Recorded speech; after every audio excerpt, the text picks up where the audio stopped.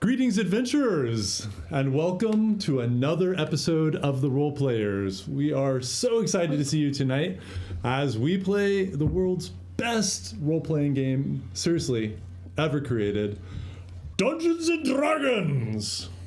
I'm Judd, your Dungeon Master, and these are my role players. Hello, everybody. Did someone just say D&D, motherfucking D&D? It's gonna be great. Let's go. We're so pumped to get back tonight. Actually, this isn't the announcements, but I just remembered we did make a D&D is Real shirt. Before I forget, it's on the merch store. If you need that. Nice. Cool. Okay. By the way, you do need that. Must have one. Go check it out. It has a little like role players logo on the on the sleeve and everything. It's super cool. Of course. Ooh, I love things with logos on sleeves. I do too. I do. Yeah, it's like that's it's like a next special level. t-shirt. Classy that way. Yeah. You're right. Saucy. Azar. You're right. Yes. Ooh, that's saucy. a So special- saucy, baby. Speaking of Saucy. saucy, Baby. Holy. Azar, why don't you? We have a couple quick announcements, and then we're gonna jump in. Go ahead. Okay, everybody. We, as usual, just wanted to throw a big hello and a shout out to our sponsors, Thrill Studios, where you can get all kinds of minis galore, bespoke minis, custom minis, you name it. If minis are your thing, Thrill Studios is the place to go for them. If minis are your boyfriend, girlfriend's, significant other's thing, also a place to go for them. Valentine's Day is coming up, just Yep. saying. And if you are a role players aficionado, which we hope if you're watching this you are, we want to give you a 15% off code at Thrill Studios. Scroll to the bottom to find it, or it is TRP15. Save that money. The Benjamins can be saved and stretched further with coupon codes. That's the beauty of discount codes. Gotta love Truth. and the other sponsor that we have that we are so grateful to is Skull Splitter Dice. Splitter. And so Skull Splitter dice are because you really can never have enough dice. I know personally, I was looking at my dice and thinking that I have a sense of ennui and I might just need to get another pair of dice soon. You know how that happens sometimes. So when that does, you can save 15% off at Skull Splitter Dice with our special custom 15% off code, TRPSS15. There you go. Boom. Yeah. All There you natural 20s. Okay. Exactly. And as we mentioned last week, going forward, we have a partnership with Extra Life. And so there is a donation link on our Twitch page if you want to make a donation, but also any donations that come on the show, bits and all that, that's all being funneled straight to Extra Life. So we really appreciate that, and it's going to help the kids. And we're going to have special episodes in the future that are dedicated to just a big fundraising push for them, but we're always going to try to be baking it into every episode. And then in addition, if you want to support the role players so we can continue to bring you this amazing content, obviously we appreciate all the subs that we get, and we have really cute emotes as a reward for that. In addition, our Patreon is about to go crazy as I launch the World Anvil lore access for the world building level. You also get to see behind the scenes of all of our crazy, goofy nerddom that you can't there's see a when lot we're of being all that. super cool on the stream because we're super nerds. So you get to see a lot of that. Check out that BTS. And I think that's it. I know. Wait, did the dragon next to my head just try to burn me with fire? Did it? I don't know. Did it? What? I think it did. I think there might be some What? dragon fire. On the Twitch page, is like because I'm getting ready for this epic song to start. I just saw the dragon like blow fire. Yeah, it's So pretty cool. I'm squished between I'm two sure fire you're starters just imagining right things. You're just imagining. I'm sure that's not happening. No. There's probably no way that technology today could do that, Peter. I No. think you're asking for too much. Can we just I'm gaslight just- him all night? Yes. Yes, that sounds so fun. Oh my gosh.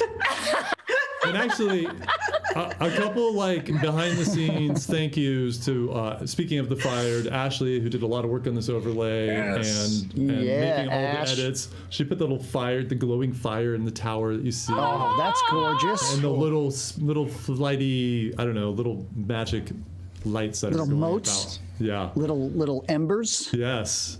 So thank you. And also a big thank you to Jamie, who is our community manager, who does a Yes. lot with our community and Discord and Jamie! DDI work and Twitter. So thank you all, the unsung heroes behind the scenes of the role players. And of course, welcome Ohana. to our new cast again. We're so excited to play with you guys again.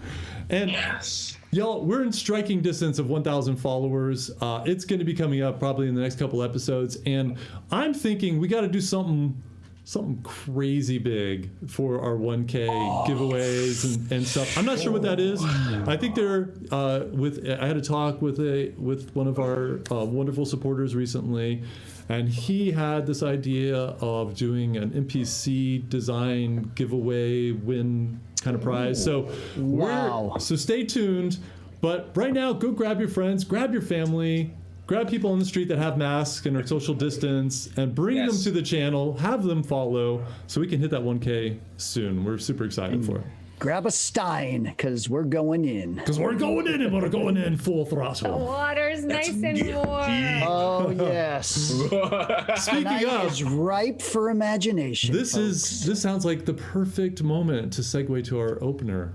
So, without further ado, let our song take you into the world of Anacroli for tonight's episode of The Role Players.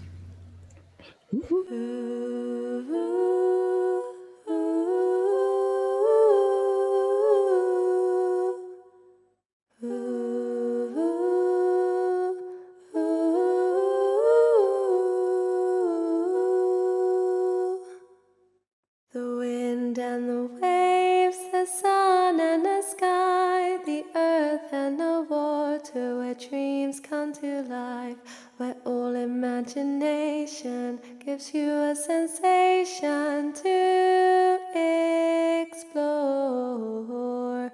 Mystical creatures roam this world. Stay close to each other. Teamwork is your mother. Be safe and find your way. That's what this song does. Oh, my. Let's go. All right. So good. Let's rock and roll. Love everybody. Good luck. Have fun. So, One time. One Alright, everyone. time. Bringing us back in to last time in the lost continent of Anacroli. Seville and Erised stood before an ancient goddess, Valka. Having battled with the entire party, she judged only Erised and Seville capable of continuing on with the quest. She warned that what was happening in Anacroli was extremely troubling to the gods. If the necromancers succeeded in bringing back Fornuge, the other gods will never return to this land. It is a threat beyond Anacroli, perhaps even the material plane itself. She hinted that forces were working in the background to align you with others that will help you fulfill this quest. With that, you are returned to the swamp, only to hear distant screams and to watch as Hortzak disappeared into the brush, his axe raised high. You pursued and saw a red-skinned woman struggling to save an unusual creature from a massive swampworm. Then a hobgoblin burst from the trees, and you all started to battle the worm. Another person appeared in full, beautiful plate armor. He also joined the fight. Finally felling the beast, you managed to save the creature from its stomach. And after uneasy introductions, Hortzak led you all back to his house in Pelki. There you got to know each other a little better. Faruka, the hobgoblin, is desperately searching for his friend, fearing the necromancers have something to do with his disappearance. Rika, the fire genasi, is tight-lipped but seems interested in sticking around for a bit. While Kian, the paladin of a vanished god, seems to be following the party under someone's orders. Getting a tip that the necromancers are watching the place, Hortzak makes a split decision and leads you all out of a secret trapdoor into the swamp water. And just in time, as multiple fireballs level the house. As Hortzak rows you all the way to safety, he watches as his home, now a burning inferno, collapses into the water. And that, my friends, is where we find you all this evening.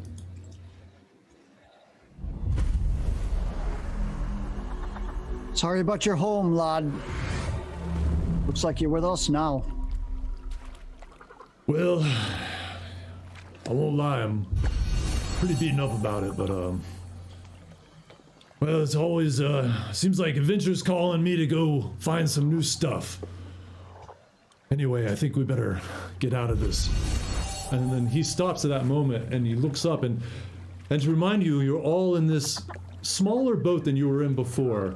And it's very carefully navigating through what is obviously a cleared pathway through the roots of these large mangrove trees, twisted and gnarled, going into the dark water. And it seems to obscure you mostly from the sky, but between these thick roots you see Hortzak is looking, and just between the tree boughs above you see a dark image, human-sized, fly over slowly. Shh. I think they're looking for us. Araset, get that bow ready. Get that bow ready, lass.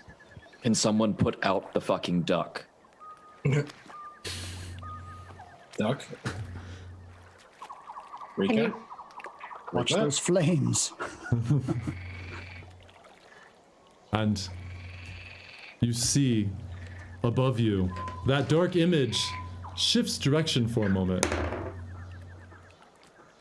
coming closer, growing larger, and it's about 30-40 feet up in the air, and it is obscured through all of these trees and branches, and Hortzak is very slowly pulled the paddle out of the water, and you are just gently drifting through this swamp water. I'm grabbing the duck and I'm sticking it under my cloak. All right, I'm holding my mind hammer. If that thing turns towards us or makes even the sudden move that it sees us, I'm dropping it. You all see as suddenly the image shifts to the left and swoops down and quickly off out of sight. Let's move it. And Hortzak quickly puts his paddle in and starts pushing. You see his muscles rippling as he's trying to find that muck bottom and just pushing off, and the boat just gets this burst of speed. And who's at the bow of this small boat? Which one I'll of be you? at the bow. Okay, I'll be at- Faruka. Give me an athletics check, please. As you see, he's put so much speed on, you're going to ram one of these trees unless you can reach out and use your muscle to kind of redirect the boat. That is a 13. Perfect. Your hands immediately go out, you grab, and just using the physics, you manage to just turn the bow of this ship to port and just barely miss ramming in and causing a large noise. I've got- Easy now. I've got my eyes on the sky. It's even denser, not just- a bit more down. We just got to get out of this area. There's nothing that can keep us safe except for my spell, I think. I know that there are spies all through the woods. I had a vision. They're in the animals, they're in the birds, they're in everything. And I decide that I'm going to try to cast Pass Without Trace. Okay. Are you speaking that volume, or are you? No, Okay. I'm whispering it. Okay. I'm like whispering it. Okay. Thanks. Hey, you guys! All right. So I very quickly take the ashes of some herbs that I have in my pouch, and I just incant over it very quickly. And I burn it just very, very quietly. And as soon as I know it's been long enough, I snuff it out. And all of you Okay. just feel this soft energy, none of this dampening feel drop on you, and you move, but you notice the sounds that you make get a little muffled and quiet. I want everybody to roll a stealth check as you see off ahead, just off the port bow of this tiny little ship, boat really, is this dark figure now closer to the water, not coming your way, but maybe 100 feet off, and you see it darting in between these tree trunks as you go. So that's at +10, but for me it's at disadvantage, correct? Because I'm in full plate. You know, I would say because you're sitting in a boat and you're not walking or moving, and you're not even rowing right now, you can just roll straight row.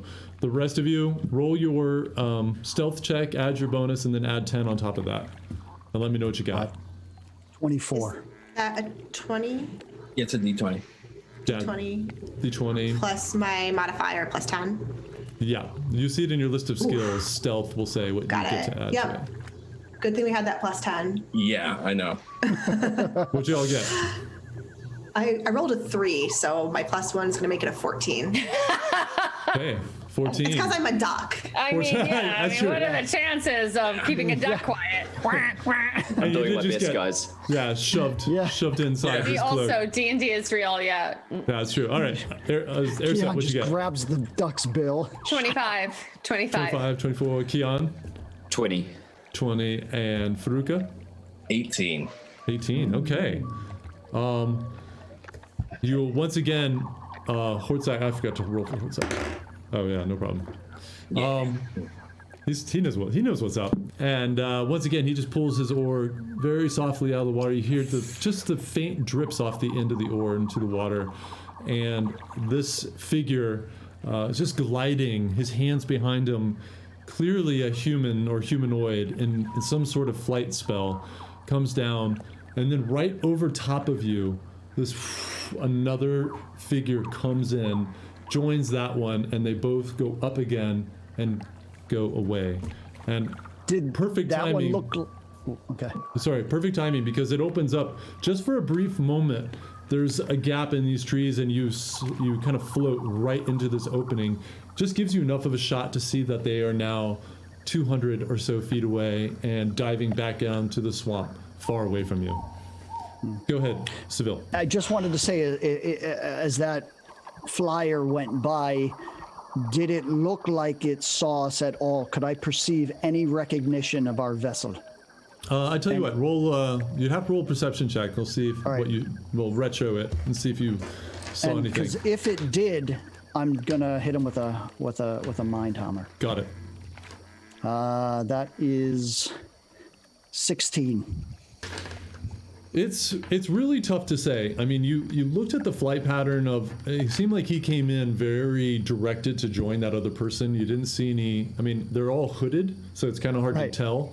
But you didn't see any shift that would make you think you were spotted.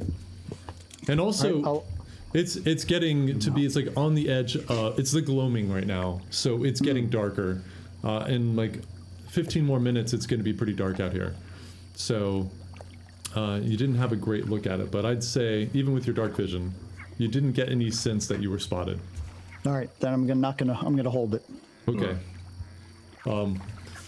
What's that? How far till we get to what you want to take us to? Is it a safe house? Is it someplace that you trust? Well, it's complicated. I told you about it before. It's Hag's Hollow. Yeah. It's the only place here that nobody's gonna come looking for us. Why? I got a few tricks up my sleeve, so What's about this place? I'll keep you safe. It's cursed, among other things. Lovely. Those that venture in never come out, but I've, as I said, I got a trick or two left in this old crock, so I'll keep you safe. Don't worry. Okay. How far till we get there? A couple hours. It's gonna be tough going. I need everybody to stay alert. Can we go faster? My spell will only last 1 hour. We're gonna go as fast as we can. We'll do what we can. It's gonna get denser in here, and then it'll open up a bit. And we'll make some more time. Is there another ore? Yeah, there is actually. There's another I'll take one, that. and it's actually strapped to the outside, to the starboard side of the boat, and it's just on these like rusty hooks. You can just pull it out. I'll let the duck go and make for the other side of the boat that Hortzak's on and start putting in some work. Okay, yeah, he shifts like- because. Oh, sorry. Go ahead, Genevieve. Can I jump out in the back and like hold on with my bill and like paddle my little web feet? You just see this behind, little water like kicking up. Add a little something, something. Sweet. Oh, I'll add a really little helps. bit to it as well. Thanks, Here, thanks for Hortzak. that. I'm going to look me- back at Rika and say, just be careful because you look like a very tasty snack to whatever might live in this water. So just be careful, little duck. Yeah. Don't want to end up like the Dringa. Yeah. But here, Hortzak, let me give you a little extra push. And I cast Shape Water to help push us along. Oh, nice. Give us a little direction. and just where everybody kind of feels that momentary bump of speed, and you get the soft wind kind of going over you now. Like, all right. Well, then maybe about an hour and a half, maybe an hour. We'll see how it goes. I'm going to saddle up, just kind of get closer to Keon and just say, Keon, we used to travel with a paladin. They had some kind of sense ability to detect sort of different kind of classifications of evil, perhaps. Do you have such an ability? All right. Very well. While they're doing that, I'm taking a moment and I'm just rubbing again at the handle of that bow that I received when I had my vision. And I'm kind of nervously rubbing it, and then I just remember that it had caught my eye when we were in the tomb with the large kind of cat-like pillars, and that I hadn't been able to deal with it. And so I take a moment and I attune to it, and I kind of nervously peel off also at the brown and see if I can chip any of it. And I start to do that. Easily done, and if the rest of you kind of look over, you see Erisette pulls her bow out and puts it on her lap, and she's kind of messing with it, and you see occasionally her thumbnail just chips these half-inch, 1-inch little sections of this brown paint fleck off, and even in this pale fading light, you see this golden bow hidden underneath the brown paint. And all right, so Erisette, that's gonna take you about an hour to just kind of sit there and don't really do anything except focus. And as you do this more and more, the sounds of the swamp start fading away, and the recognition of the people near you starts to fade away, and you start to almost see this bright golden light about this place, but only in your periphery, as if strong sunbeams were coming down through the trees, as if it were early morning. It was a bright sky. There was no swamp gas or some mist or anything, and you just see this bright, happy glow all around you, and this warmth starting to fill you with every touch of your fingers on this bow. You feel like it's becoming almost part of you. All right. What do the rest of you do? Want to do anything, or we can push on? I'm just keeping an eye on Rika the duck, just checking out if there's any ripples or wake that is trailing behind her so she doesn't get swallowed up, and I'll keep it also another eye on the sky. I'll keep casting my spell, and I'll keep pushing us along with the Rika flowing along with the water as well. Okay. Great. And Veruca, you can just, you're at the bow, so you're moving anything out of the way. You're helping direct the boat as well. And Rika, you do feel something comes by and bumps you. Bumps one of your flippers as you're kicking. It was almost like you kicked solid rock for a second, but then you felt it slide when your foot impacted it. But it did not attack you yet. I waddle up into the boat. I'll help her. I'll help her pull up as I kind of see Yeah, her. and Hortzak's right there too, and he's like, I got you. Here you go.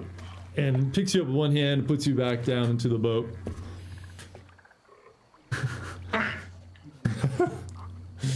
All right. Then I'm going to say... oh, sorry. Go ahead, Seville. No, Hortzak, On a Anacrolean level of 1 to 10, what are we walking into here with this Hag's Hollow? For danger, that is. Oh, I'd say probably a 12, if not a bit higher. If you didn't know how to do more. it. Faruka, I'm sure you know, many people have gone. Stories of riches and whatnot inside the old home, and no one comes out again. People come out. If you do a deal right, that is. But you can See get a out. deal? Yes, deal. Well, Right. then perhaps, Faruka, maybe you don't know. Maybe it's been some time, but this hag is no longer living. Hmm. I don't think she's making deals anymore. She's just taken. But as far as I know, since Wow. that happened, I'm the only one who knows how to get in there Wait. and stay safe. Wait. Tell us wait. how in case something happens to you between now and when we get there, would you? Please. Hold on. When did you say she died? Oh, it's been let me see. Probably about 9 years now. It's been some time. Are you saying her prison still haunts the Hollow? Her spirit saying? is entrapped there. Yes. And Erisir, to answer your question, I have a special artifact that I found on my travels. And let's say it brings the light and keeps the darkness at bay. I'll show you how to use it when we get there. All right. Sounds good. And I think, I don't know, but this bow might help too. I think I now understand what it does. And it certainly can bring the light as well, if we should need it.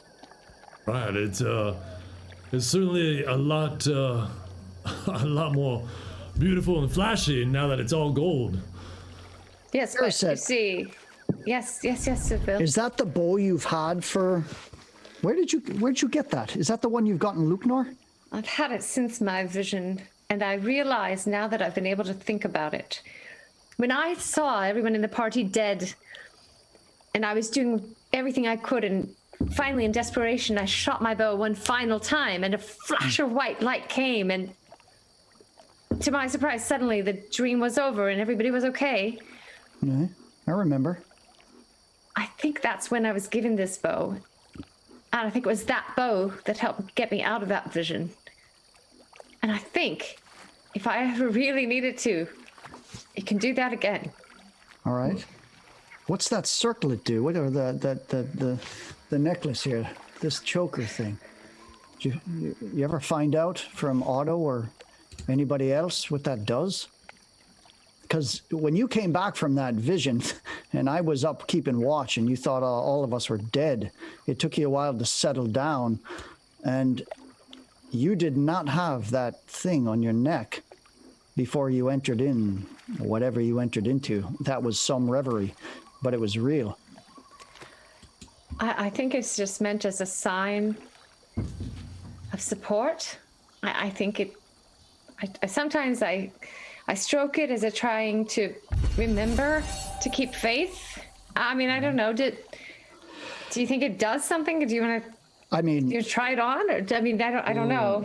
any chance, I don't want to touch it. I think that's made for you. If it came upon your neck like that, I think the next chance we get that someone who knows magic can look at it, let's have them look at it, eh? I can help you. Can you? I can. But when we're not under threats in a safer environment, I can see what I can find out about this necklace for you. And that's That'd be great. Yes, Okay, no problem. thank you. good. Let's just see if we survive the night now. Just a quick question. Something to look Sorry. forward to. Always. Just a tactical question for everybody. I mean, I can tell Keon here can swing a sword.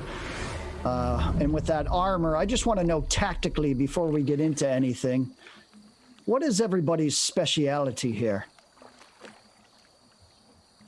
Well, What do you do I'm- well? Except start-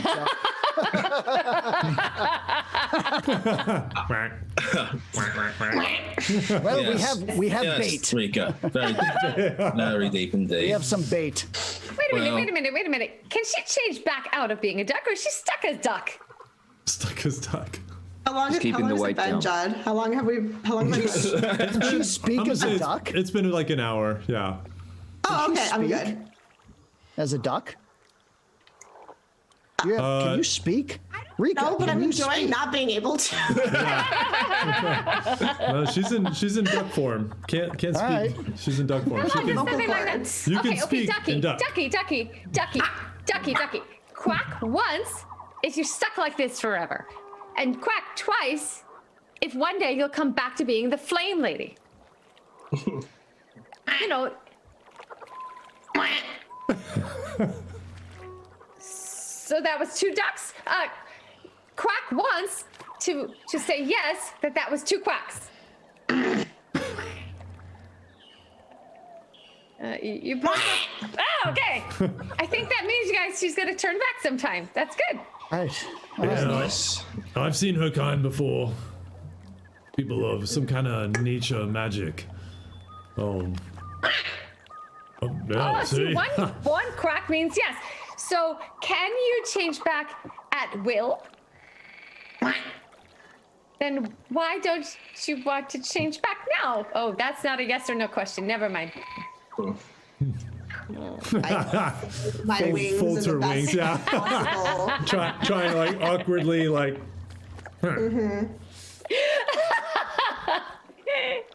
Don't mean to break up the festivities, but we're going into a hollow haunted by a hag, and I don't know what to kill what's undead. So maybe we should keep our voices down. Well, he's not wrong. We're almost there That's anyway. wise. Hag ghosts and the regular hags that haunt these swamps are only part of what's dangerous here. But we are getting close, so everybody, here's the plan. We're gonna pull up, and I'll show you where we're gonna get out of the water, and we'll stash the boat. And then I need you all to do exactly what I say. If you don't, you'll probably die. Do you understand? Horribly. Thank you. All right. And it takes a few more minutes as he navigates, and now the light is gone. So if you don't have dark vision, and I don't know that ducks they have to, maybe they do. I don't know. Does it translate over? Because I normally do. No, normally you do, but it'd have to be, I think, the creature. Okay. But I don't know what duck vision Then is probably like. not. I don't think so. I don't think they're nocturnal. So Duck vision. No. Duck vision. duck vision coming to you Duck live in duck vision. vision. No. Yes. Do we have an overlay for duck vision? Yeah, but it's getting quite dark, and actually it is dark. But after a few moments, you see Hortzak pulls the oar out and then attaches it on the side of the boat, and he leans forward. All right, everybody, pay attention, be close, help me stash this boat, and then stay right next to me as close as you can get. All right. All right. And he steps out of the boat and sink into about his chest, but very quietly. He directs the boat up and gets to the front and just starts pulling the boat with all of you still in it. And easily, just, giant muscles rippling of this croc person pulls the boat. And maybe one by one, you guys step out, and he takes it and he pulls it over and hides it underneath some bushes and some nearby trees and starts grabbing some foliage. And a moment later, he kind of straightens up, and you all look at him and then look what's past him. And with or without dark vision, this area has a very strange glow to it.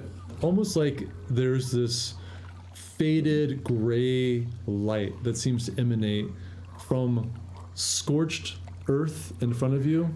You just look and you see this dark, black, ashen earth, no vegetation at all. And as your eyes track upward, you see the remnants of what was once a massive, massive tree. I mean, it must have been 200-300 feet tall, It's now broken about 60 feet up. It's probably about 50 feet wide at the base, and it is charred. Like this whole thing was set ablaze. And you can see the remnants of what must have been a home built into it. Curved steps go along the outside edge of the tree up to what must have been a front door. And GM, is Yeah. this familiar to me? The area? you definitely, yeah. Anyone in Okay. this general area knows of Hag's Hollow, and generally, if you are in the know, nobody crosses foot onto the Black Ash.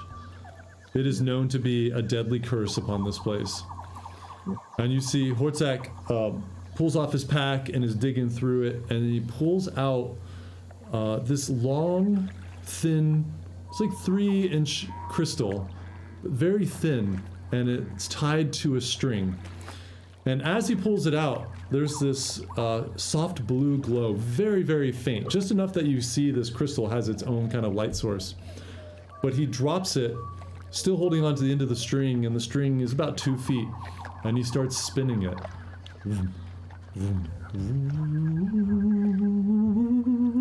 And it becomes brighter and brighter and brighter until this bright light flashes and creates this kind of a sphere of this soft glowing energy around you. Everybody, stay within the sphere. Stay close to me. If you step outside of it, she will take you. Understand? Well, that's a nice trick. You go first. I let the duck go before me. I take the rear. Okay? All right. I'll go in the back. All right, I'm gonna pick up the duck. Okay. Might slow us down a little. I got my rapier in my hand, and no, not my rapier. I'm pulling out my hand crossbow, and Okay. I got the duck under one arm. Okay. We'll be right behind Hortzak. Okay. All right. So rock and ash crunch under your feet as you step forward. And I forgot to trigger my music. Hold on. Keon's also unleashed his greatsword and is Nice. holding it on his shoulder now. Okay. Let me check the volume of that. Sorry. Too high. Sorry, coming in hot. Judd, Okay. meanwhile, I'm checking to see if I perceive anything at all, anything anywhere behind us, around us, anything at all. Roll a perception check. Hortzak moves forward slowly, still spinning this crystal, by the way, stepping very carefully, you all moving as a pact together. The sounds around you of the swamp slowly start to fade away in an unnerving way. Wind picks up around you, swirling, cutting and pushing away that warm, damp swamp air, cutting into you. It's extremely cold. It's unnatural. Step. Getting closer and closer to the base of this tree. Finally there, you see this whole tree must have just been engulfed in a massive, massive flame. The remnants of the stairs, still walkable, but half corroded and broken away from other people trying to venture here before. You all move up carefully, trying to maintain your distance to Hortzak. Hortzak even holding a couple of you, putting his arm behind you and being able to grab on and helping each other balance as you move up together until you come up to the landing of where there once was this front door. Then he moves inside, and as you do so, you can see that the entire inside of this tree, it is obvious that there were multiple floors at one time, but they've all collapsed and been completely consumed by whatever fire burned this tree. It's completely open all the way up to the sky, and everything is charred in here. It's possible to pick out the remnants of what were probably tables, cauldrons, other pieces of furniture that are lying about the place like scattered bones. I'm just gonna hold up the duck and I'm just going to bring her up to my mouth and point it at the tree. You said you can talk to trees. Do they have to be alive, or can you speak to the ones that are dead? Yeah. Quack once softly in my ear if yes. I'll say you haven't tried to speak to a dead tree before, but your instincts are that it wouldn't work. Just be quiet if it's no. And Hortzak, with you all now easily in tow, moves to the center of this room and kicks a few of the remnants of furniture out of the way and starts spinning the crystal again, faster now, faster, until it is a blur. It looks like a solid disc, and another of this energy explodes out. You see it traveling up the column of this tree. And when your eyes adjust again, you see the crystal is just floating in midair. The string has been burned away, and it's just floating on its own, this thin, glowing crystal. All right. So far, so good. Nobody can move outside of this sphere. Understand, until we leave. Because she's waiting. So do we call her? Or do we wait for her? I'd rather not call her, but I don't think we get a choice in the matter. Can she be reasoned with? No. Well, Can she be bribed? I spoke too soon. My experience with her has merely been one of knowing the existence. I tested this artifact, but I did not have the courage to stay before, but it does work. And as he says that, you hear tss, and all of you right behind, you turn around to see this remnant of a flash of energy dissipate on the shell. And as you're all looking that way, another shocking blast in front of you this time. And as you whip your heads around this time, you just see these long, gnarled fingers ending in these spiked fingernails pull away and vanish. I think she's here. Stay inside the sphere. Would she like to say hello properly? Nothing. Hortzak, why are we here, man? Well, we need to rest. The swamp is dangerous at normal times. I think it's even worse now with the influence of the necromancers. And this is the only place I can think that we could actually, while not comfortably, but we can rest here. All right. You should leave us alone. You think we'll actually be able to rest here tonight? That's entirely up to your ability to ignore surrounding danger, but she cannot penetrate this. This is a artifact from another realm.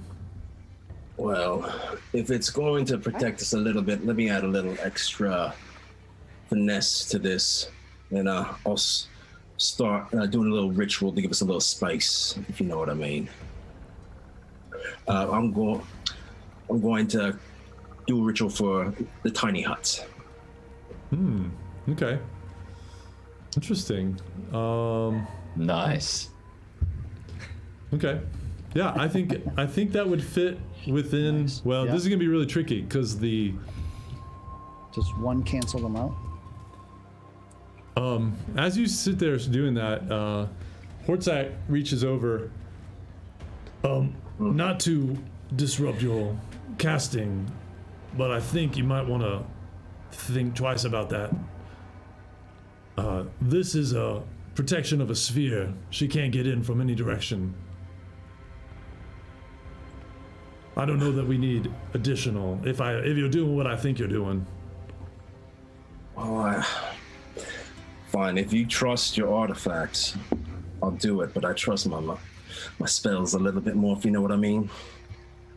I know it's hard to rely on others, but Faruka, I give you my word that this will protect you. I I think she would have already killed us if she could have. All right. So who wants to take the first watch?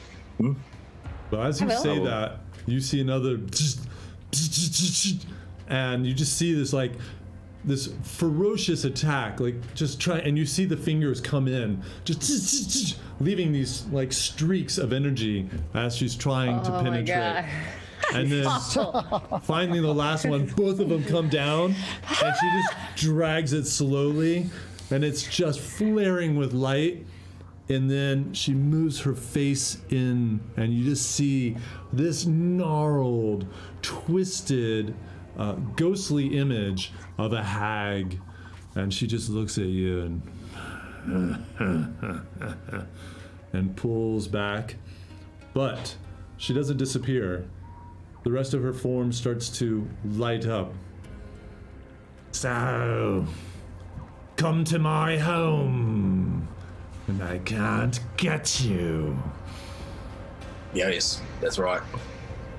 Yes. I'm so hungry for you. Oh, that's so nice of you to say. I do like to be appreciated and all. What do you want? You're back.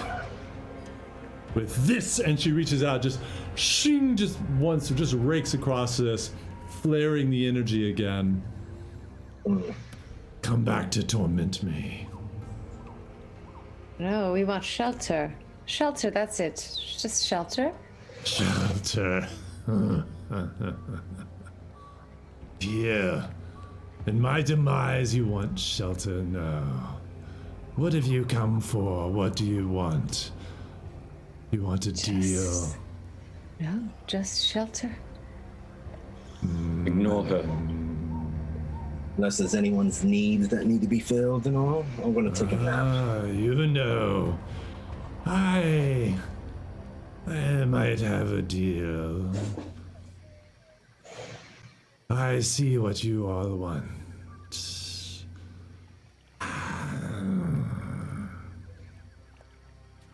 I'll take first watch. All right, I'm gonna pull out my pack and get a little nappy in. Stay away from the edges. Of course. She backs up and disappears. And What'd you I say? turn into a human again. Get all cozied up. Yeah. So in my arms, she turns back into Rika, and Yeah. I just drop her. Not hurt me. I can't hold her in one arm. Yeah, all of a sudden, You gotta warn me about that. Sorry, it's been 3 hours. I've only got that much time. It just happens. You mean you can't control it? Not after 3 hours, I can't. Sorry. I'll be, I go into Keon's mind, and Keon, I'll be in reverie.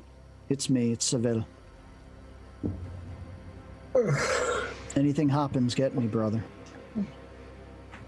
Yes. And I'll drop into reverie and start focusing on Chateaurel and that experience with her, the light, and I'll just drift into that.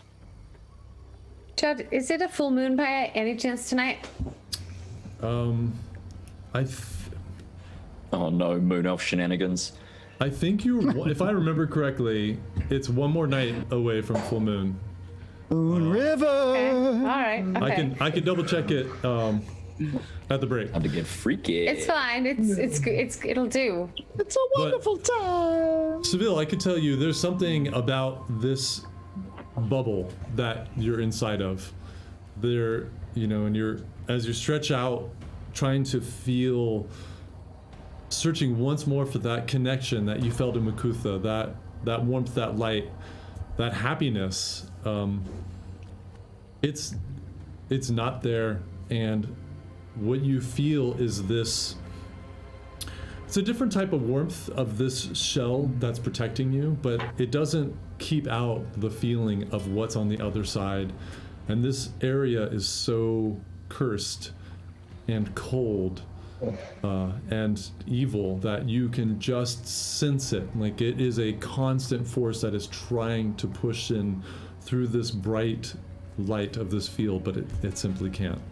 Do I feel like my mind is protected?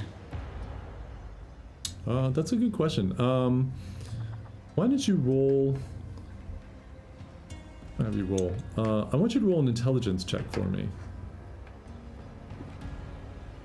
Meanwhile, Hortzak's like, I don't think I'm gonna rest tonight. In case anybody knocks this crystal or anything, I want to be alert. So, everybody can rest. I can be on watch. May I cast Druidcraft to make the sound of falling leaves and nature to help relax people and distract them from this awful, crazy hag lady? Yeah, So that's good. awesome. So good. That's awesome. Yeah, all of you are taken by surprise for a moment. All of a sudden, you hear this soft breeze and leaves falling, and this beautiful sound of healing nature. Thank you so much. Rika, that's wonderful. Thank you. Yeah, that's real nice. Yeah.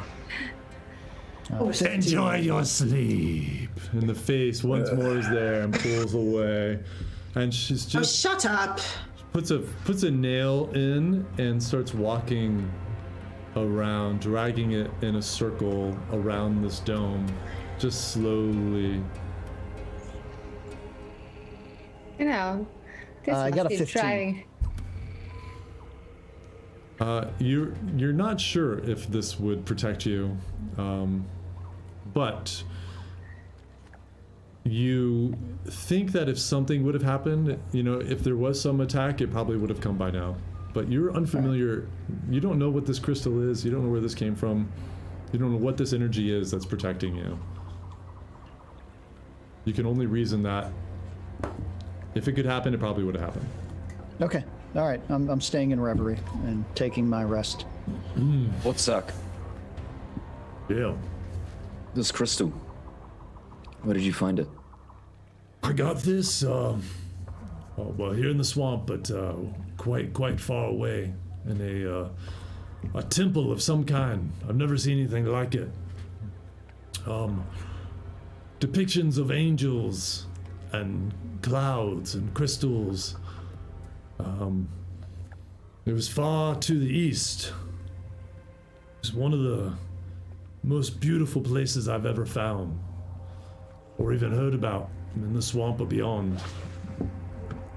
And this crystal was floating on a plinth sort of thing, and it's a crazy story, but you know, the world's crazy, but I heard voices in my head that said to take it and that it would be useful. And as I reached out for it, it floated into my hand. And it's got writing on it, but I can't read it. Hey, Hortzak, did you ever tell the hunters of this temple that you found? They added it to the maps. No, I kept that one to myself. Would you be so kind as to, if not the hunters, tell me its location? I need more research material, if you know what I mean. I don't. I'll think- even help. Well, I'll help you identify this little crystal if you like. Oh, See if you can add a little more reading to the runes that may be on it. well, that would be nice of you. Listen, Faruka, I'm happy to share almost all of my knowledge with you. What you're after Almost. was not at this place. There were no scrolls. There were no books. It was a different kind of place, but well, we just met. Perhaps after some time, I'll tell you. But there's a lot I would be happy. I heard you were experimenting with some map skills.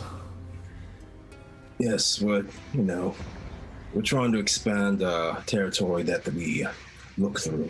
So we've been developing maps for the territory around town, ever expanding ever further. If we have reference points, we can build from there and look for things that may be related to these ruins that we find. Well, I had a whole bunch of maps that I've made myself, but fortunately they've gone up in flame. But I definitely have a lot I could tell you about and help you reconstruct at a better time. But Of course. it would be my pleasure to help you and the town. Thank you. It's always appreciated. While Hortzak and Veruca are chatting, I make my way slowly over and I try to get a look at that crystal and see if I can see the engraving for myself. Okay. And can I read it? Do an investigation check for me. So Okay. D20, whatever your investigation skill plus. And as that's happening, Veruca, you're kind of, I think you're tucked in on the floor trying to get some rest as you're having this conversation. Your head is close to the wall. You hear just barely a whisper. I know who your friend is. And it draws away again. What'd you get, Rika? 15 plus 1, 16. Okay, so you definitely see it's hard to see because this gem is glowing, and again, it's very small. It's like, it's about 3 inches long and about 1/4 of an inch wide, and wide on each side. Just this long sliver. And you look closely after your eyes adjust a moment, and you can see this like beautiful carved runes that go in it. Which languages do you speak? It's in your lower left-hand side. Common, Druidic, Infernal, Primordial, and Sylvan.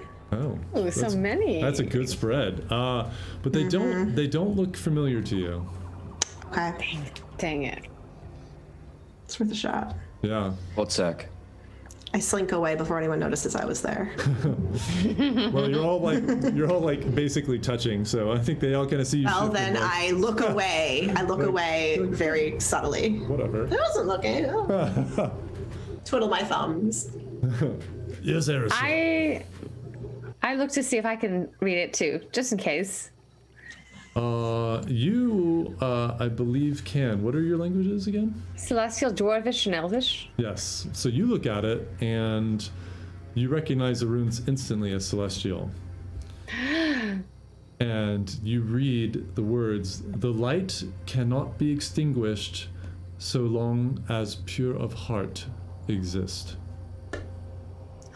This is what it says. It says the light cannot be extinguished so long as pure of heart exists. Well, you can read that. Yes. And do you know what makes me happiest about that of all? That means that everybody here is pure of heart. Every single one of us here. Or it means that at least one of us is. Doesn't No, mean I- that all of us are. No, well, maybe. No. Probably Maybe only- you. Well, it means that for sure that Hortzak is. Well, I'd like to think so. I'll do my best. What language is it? I could never get it translated. It's celestial. Divine. Celestial. Yes. I studied it. That was one of my specialties. I am extremely fond of some of the goddesses, and I've always been drawn towards those elements, and now I understand why. It's part of my destiny. Erised, Yes. do you feel the presence of the divine?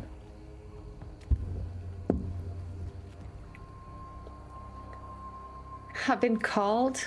I've always felt a calling. And I do commune with Sehanine Moonbow.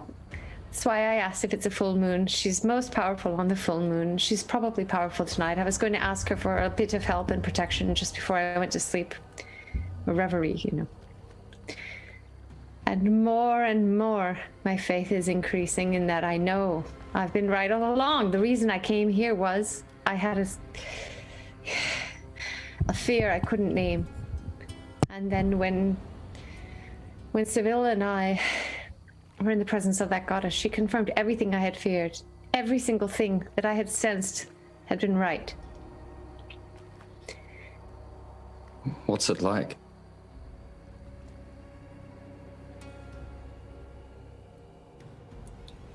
You don't know? No. It's like hope.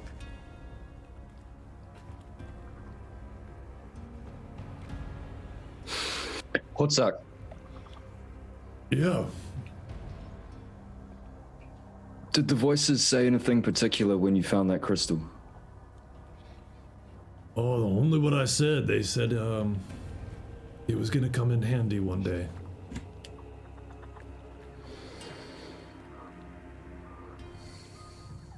And indeed it has. Oh, it's a glorious boon which you've been bestowed. Well, it seems to be, and,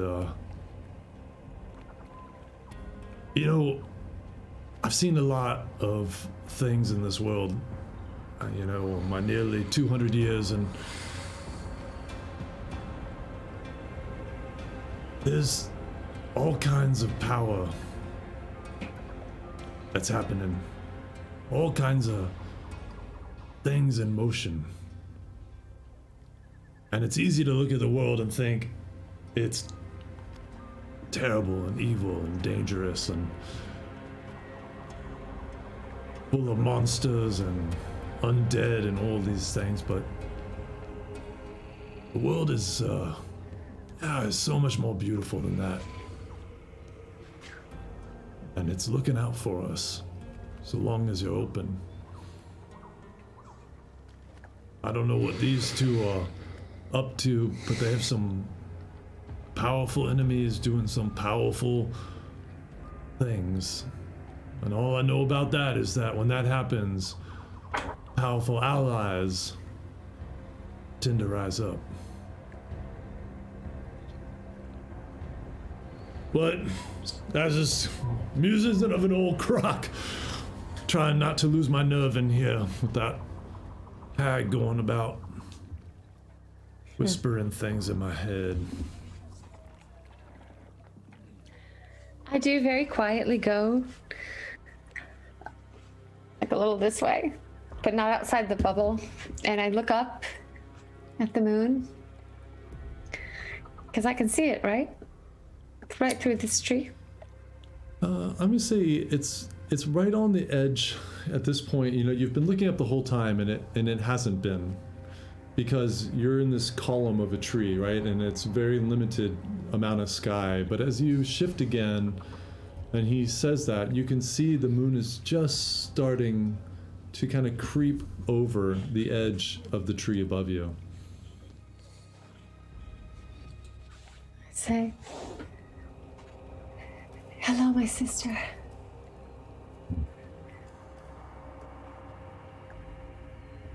You feel my heart, and tonight, as I sleep, grant me peace. And if you can, grant my new friend Kian hope.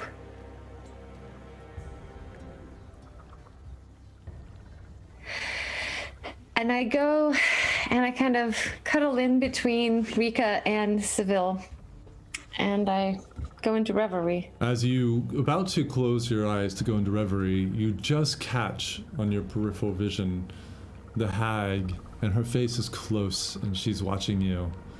And you look over. Your goddess cannot hear you here. Your goddess is not here.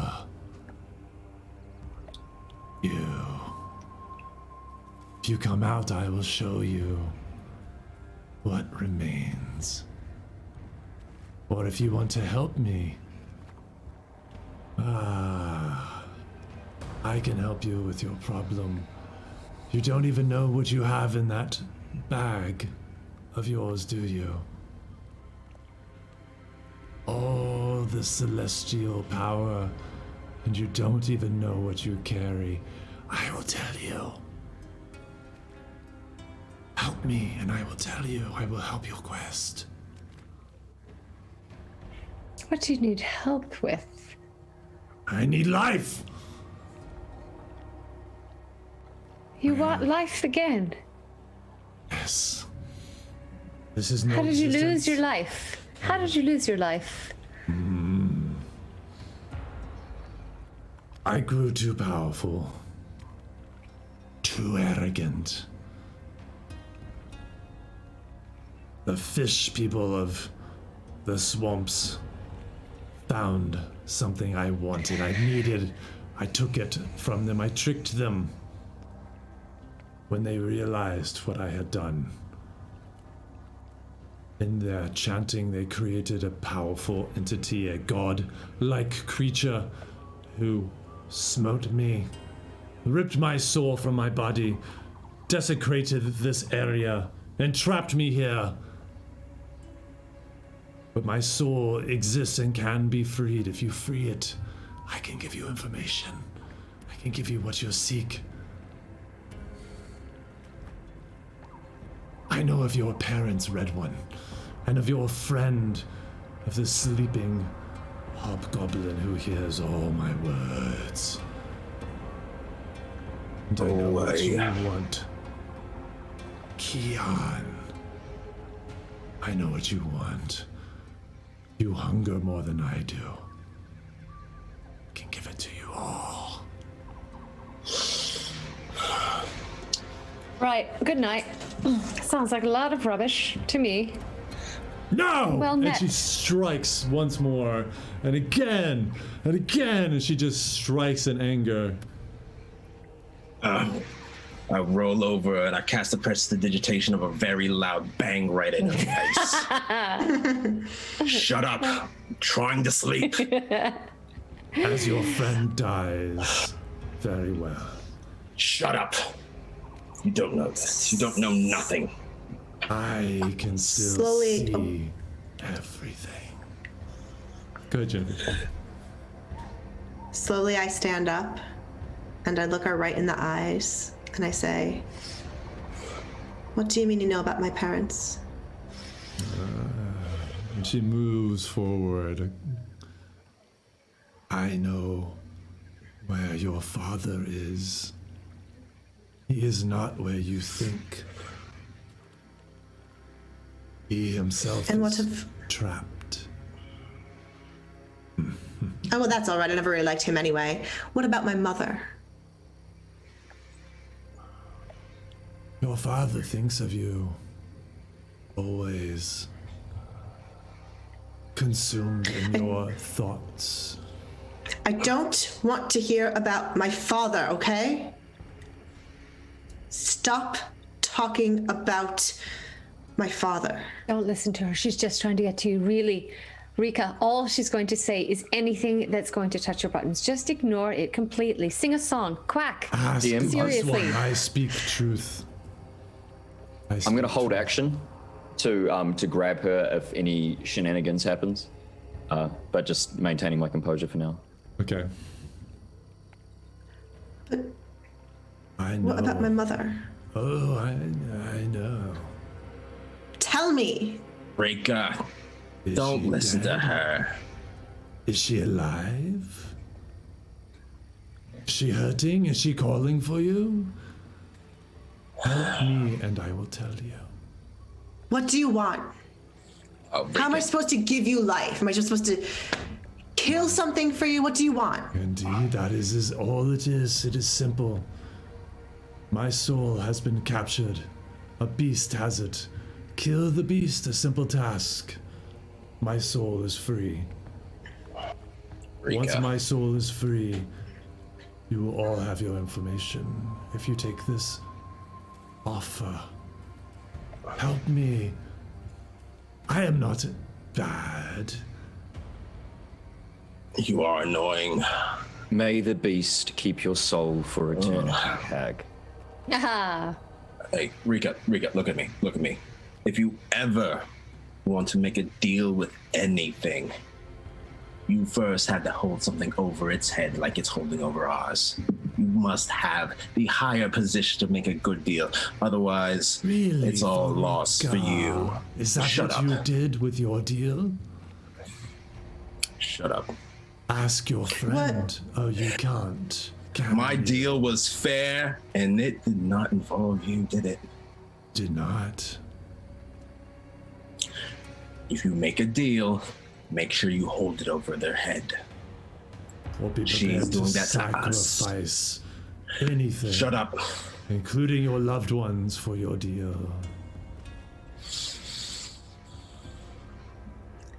If I help you, how do I know you'll help me in return? It is a bond. It is a pact. It is old magic.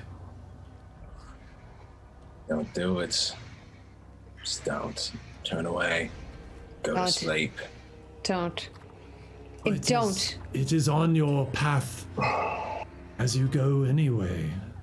You are all capable. You could do it. It is a Do what? fell creature anyway. You would be doing the swamps a favor. It will not even bring me back to life. It just gives me a chance to find a path to life and ends my eternal suffering. What is the creature? It is a demigod of sorts, not fully formed, an abomination, hidden in the crystal pools in the south. And Faruka, you know that area. You know it is south of your town by about 10 miles or so. Beautiful and deadly.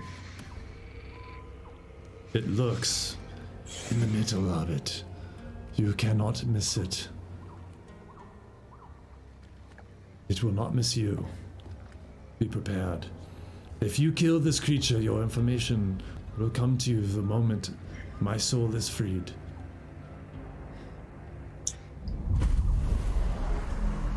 Now make an insight check to see Yeah, how believable she is. go for it.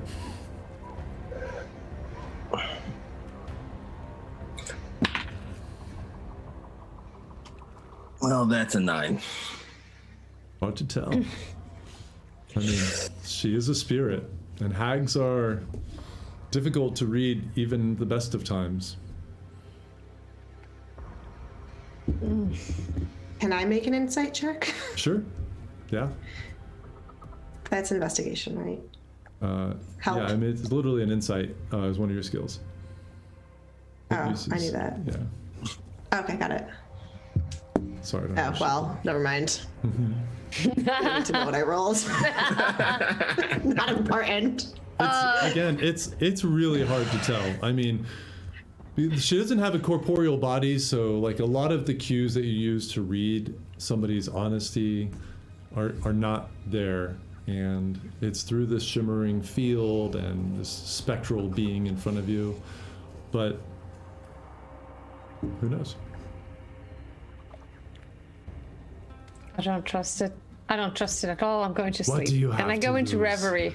What do you have to lose? I'm not trying to trick you. I need someone. I am cursed to kill anything that can get within my boundaries. That is the curse. Only this shing, is preventing me. I have an unstoppable, insatiable hunger to feed on your souls. I would have done so if I could. I want help. But if I release you, won't you just do that anyway? No, that was not what I did. That's not what hags do. Yes, it is. It sounds kind of like what hags do. Ask this one. And she points to Faruka. They grant all kinds of gifts. They like to As make I said, deals. make your deal strong.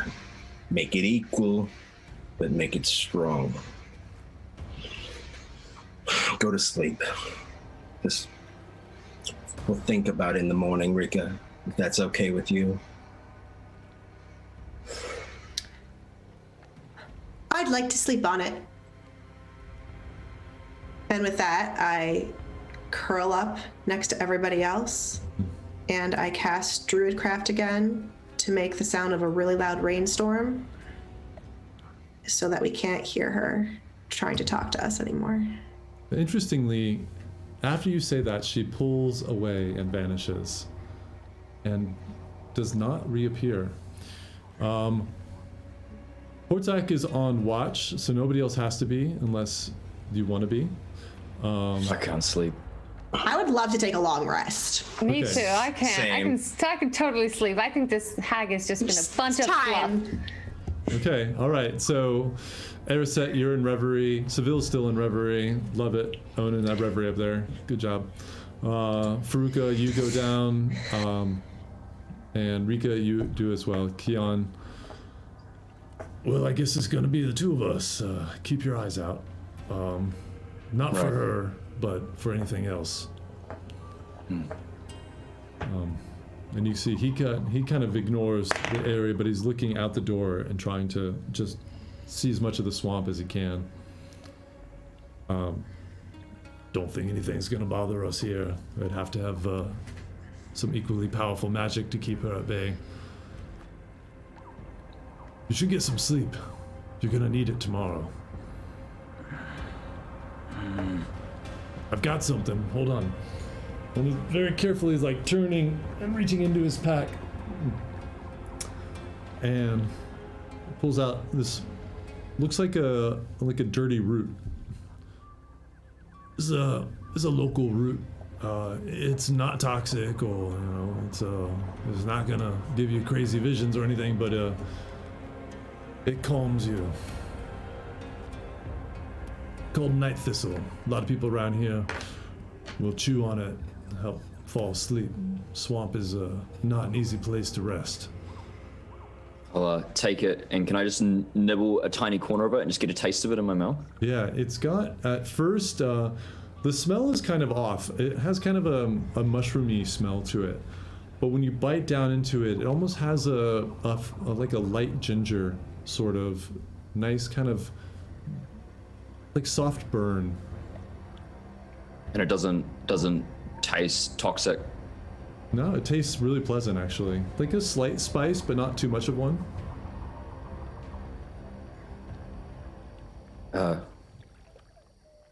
Thank you. My pleasure. What's that?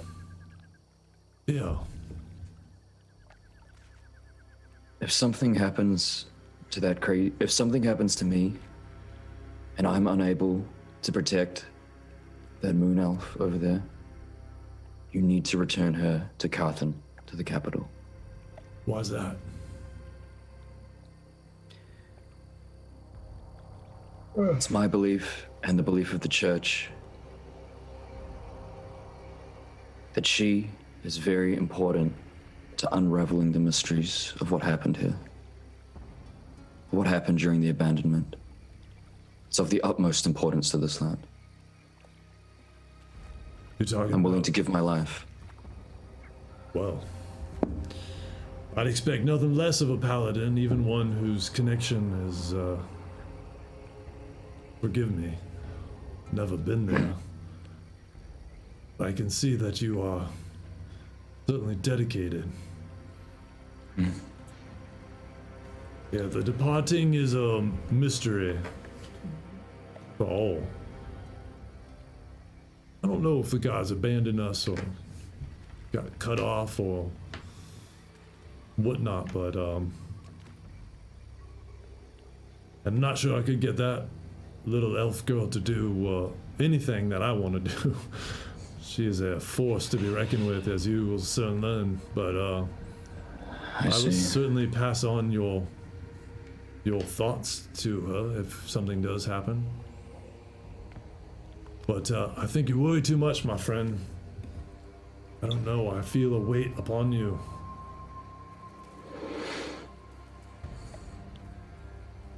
So it is.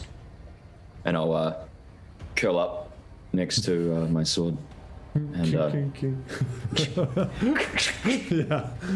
so comfortable. Hortzak pulls out a little bit more and just sits back and is just watching you. It's just Crystal just sits there glowing, and time passes. So to my elves, your 4 hours passes and you can come out of reverie. And I unless you go want to into Ariset's mind. Yep. I've been listening distantly as we can in our reveries to the conversations. Take out your crystal as everybody sleeps now and see if there's a reaction to this crystal that Hortzak has used. The one we took from Balak. Do you think it would be safe? That hag could get extremely provoked by that. I thought about it the moment she said that, but I just don't know what would happen. Well, the crystal is ignited. It might reveal something on our crystal, language, ruins, something similar. Anything we can learn without really exposing ourselves now. Everyone seems to be asleep. You could just pull it out, maybe open it in your hand and just see what happens. If there's a greater effect, you can always put it away. But I feel if we ignite this crystal, or Hortzak does again, we'll have too many eyes on us this time. So just don't respond as I'm doing this in your mind. But if you feel comfortable, but I think it's wise to get a look at it now while we have some peace between us. And you do know He's Hortzak right. is awake, just FYI. Yeah, that's why I'm talking to her in my mind. Just make sure. Yeah. So just calm it. I just shake my head and just hope he's right. And Hortzak. so As I go into Hortzak's mind just to distract him while Ariset is doing I'm her like stuff. really quietly taking it out and just kind of How are you casually doing holding that? it out. Oh, Just It's kidding. just me, Hortzak. I know. I'm Do you kidding. need some sleep, my friend? I can No. take over watch, me and Ariset. We're rested enough for the night. Why don't you knock out for a bit? And as you said, we might be in some bit of a danger tomorrow morning. I appreciate if you that, need but no, I've got something that will take my fuzzy brain away in the morning. I'm happy to keep watch. I don't feel right. I brought you all here. I'm not gonna go to bed. All right, gonna rest that's until- fine. Have you ever seen this before? And I'll continue to do something as I reveal my wrist, the Under Armour, my forearm here. And have you ever seen a Mendeleal contact another Mendeleal? Perhaps you've forgotten who my friend is. I know, I just said, have you ever seen it though? Oh, I've seen it.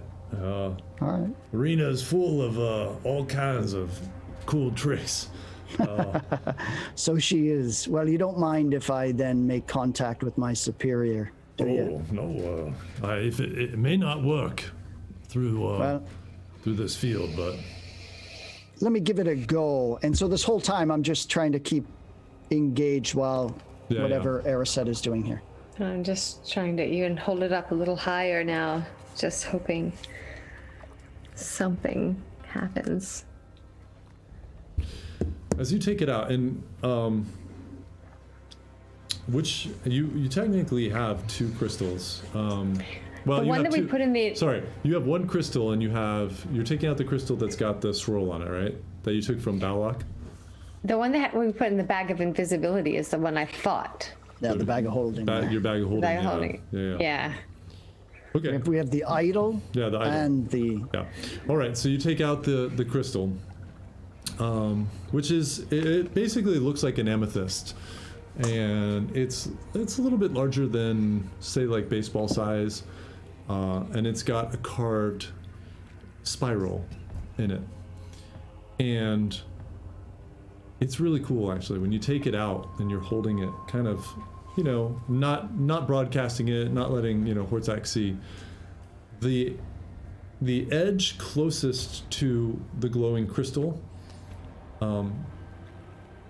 it seems to absorb some of the light from the crystal and glows faintly, as if just this, like a half inch into this crystal was being illuminated. If you move it around a little bit, move it towards the light, you can see kind of more of that energy goes, and it starts glowing a brighter purple. What are you doing? I'm taking it closer to it. Okay. I'm trying to get Seville's attention too, just so he can kind of see what's going on. All Like- right. Seville's definitely, I assume, watching this out of your periphery. Yeah, talking to Hortsack, but I know what she's doing, so I'm watching. As you move it slightly closer, you can see more of it starting to glow. Do a perception check for me, Erisette.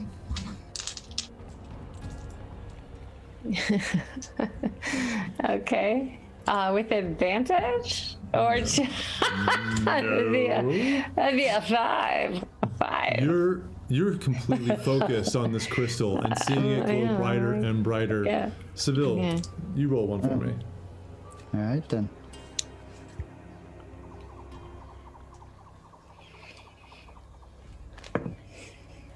Uh, 17. Yeah, you see it, no problem. Erisette, you bring it closer and it's glowing brighter, and suddenly, Seville, you notice that the floating gem starts to fade and starts to flicker a little bit. And you see in the corner of your eye, the face appears and the claws come out as... What are you doing, Erisette? What are you guys doing? Hold, Erisette. Don't be spooked. Stay with it. You're keeping it there? There's someone behind you. It's that hag. So just slowly bring the crystal down. She's attracted to it, or something has happened. So just casually, just bring it down and don't Hortsack's mind crystal is behind growing you. dimmer and dimmer as you keep it out there. Shit, bring it down. Bring it down And now.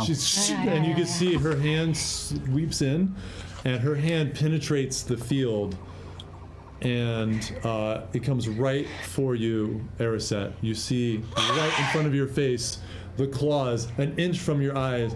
As you pull it, as Seville says, bring it down, you pull it away, and the crystal ignites again, and the hand just instantly just gets dissipated into dust in front of you and disappears. Ah! Shing, shing, shing, shing, and just attacks. And then pulls away again. What just happened? I have You want to tell No me what you're idea. doing? You almost made this field drop. What are you doing? What did you just do? Erisette, what did you do?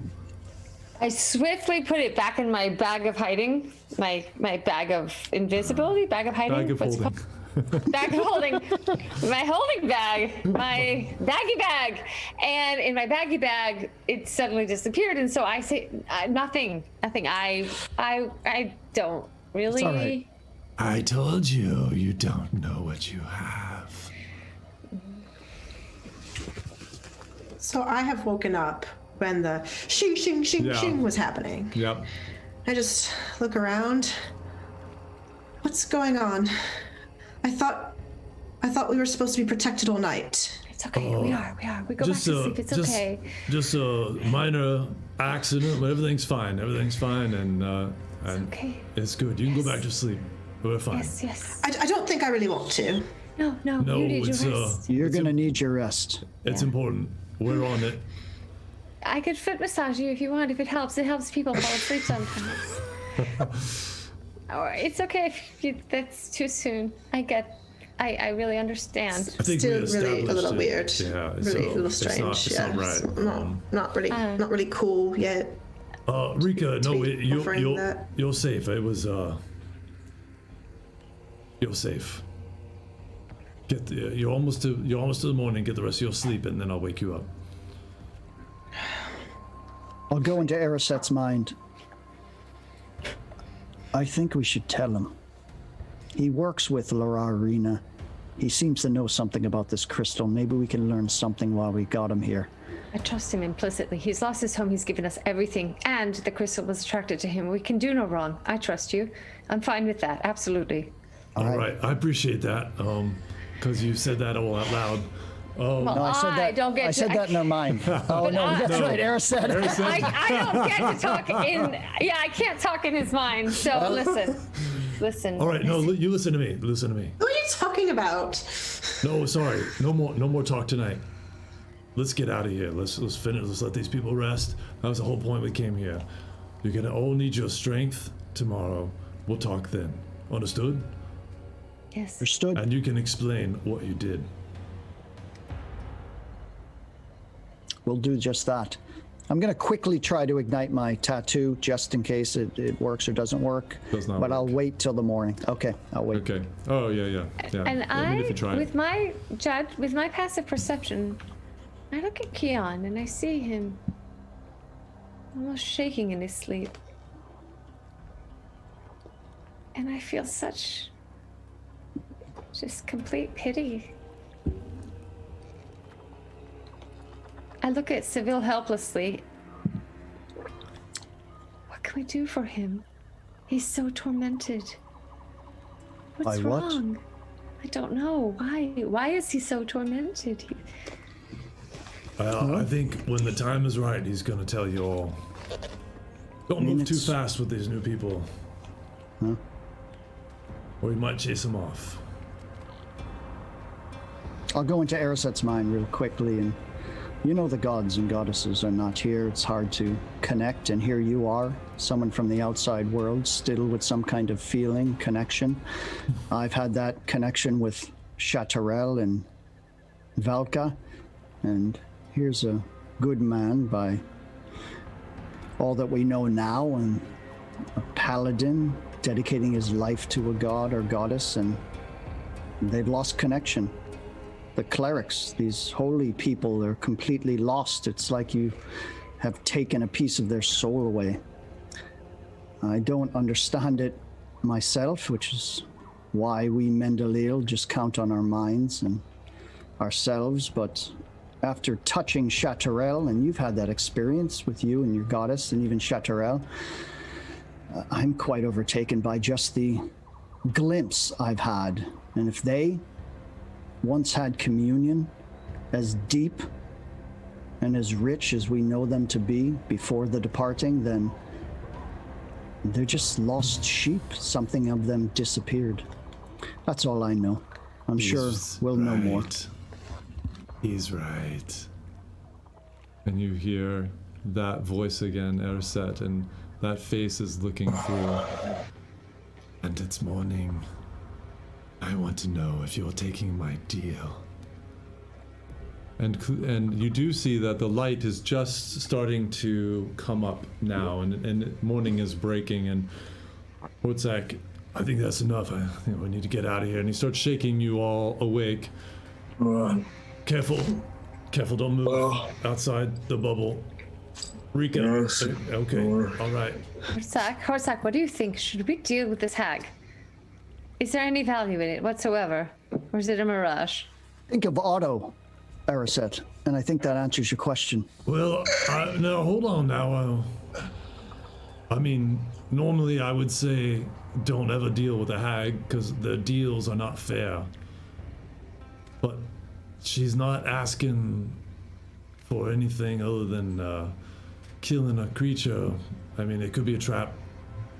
Look, I don't know. I've never done a deal with a hag. I've known people that have done it, and it's been wonderful, and I've known people who have done it, and they've fallen prey to not paying attention to what the actual deal involved, and they've... I think we should do it. Do we have any other leads? Anyone else know of anywhere else we should go? Wait, what are we even trying to figure out? Why do we need the hag? What has she said to you privately or out loud that I didn't catch? A hag? She's got into Rika's head. Keon, have you dealt with such creatures as this? I don't think it wise at all. Not Absolutely not. Not after what I Absolutely saw our previous I don't companion. care what you say. I'm going to do it anyway. So Rika, just let me give you a little quick story Rika, of a friend of ours. You can do it, Rika. I'll do it. From such power. I know you can do it. Just kill the creature. It haunts the swamps anyway. Kill it, and I will be free. My soul will be free. I want you to say the deal out loud and in detail. What are you giving and what do you expect? And what is your true name? We're not going to call you Hag. What is your name? Samara. I personally like hag. My name is Samara. Samara. What are you offering explicitly? I'm offering each of you information. In exchange, kill one fell creature, free my soul. That is it. There's no trick. There's no fun in this deal. There's no fun in my existence. I just want out. I GM. understand. Your friend, your parents, your sister, Seville. Or you can not know, f- you can know about the crystal. You can know about your quest. You don't even know. You offer to save all of Anacroli. You don't even know. Pathetic. I can help you. Just kill one fell creature. An abomination brought into existence by those pitiful, pathetic fish people. Good. I've heard something of your kind, perhaps rumors or just in passing. I don't know if it's true. But don't you possess something dear to you, something you can hand over to us? So if this deal, for all we know, we're setting you free into this world to wreak your havoc, to That's make exactly- your deals, to make your deals with poor souls who are, they don't have anything else. They're desperate for stuff. What are you going to give us that can hold over you? I can give you nothing. I am not operating as I normally do. So Can't what do you turn tell? back into? This hag, this evil little dweller? No, as I What will you said, turn back I into? merely get my soul back. I don't even get life back, but I have an avenue. I have a possibility. Death is not the end if you know how. What do you give us, hag? If we do this for you, we give each of us something. Offer it to each of us. She already told us. She told us what she's giving us. She's giving all of us what we want. Keon, Why don't you listen? Keon. This is not my realm. I don't know what these things We're are out of time, capable Cole. of. We gotta get out of here. And he stands fine. up and takes a new string and puts it near the crystal, and it jumps to the crystal and attaches. The crystal falls, but then immediately goes into a spin and Follow me. he starts moving. Wait! I Do we have a deal before you go? I'm I only grab the asking crystal. for help. Oh my god. grab the crystal out of the air Oh, and I hold it in my hand. Oh well. Can I do that? Uh, Can I not do that? You can. You can. roll a sleight of hand check. It's gonna. try This is gonna be a contested. Oh, jeez.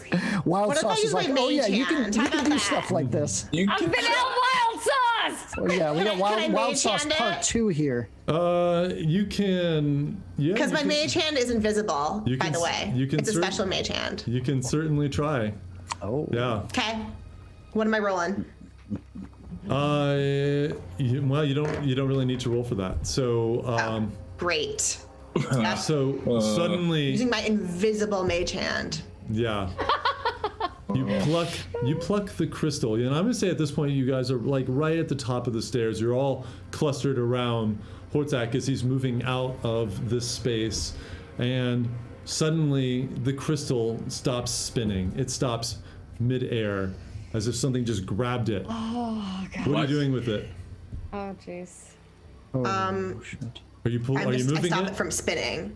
Oh I my stop God. it from spinning. oh, God. shit. What? Oh, jeez. On Hortzak immediately, and you see that the string that was attached to it burns up, and he's immediately like fumbling in his pocket as fast as he can, looking for another string, and you see the light of this of the bubble is starting to fade, and she's like, no, and she starts, no, and she's trying to get, and you see her fingers are starting to come in.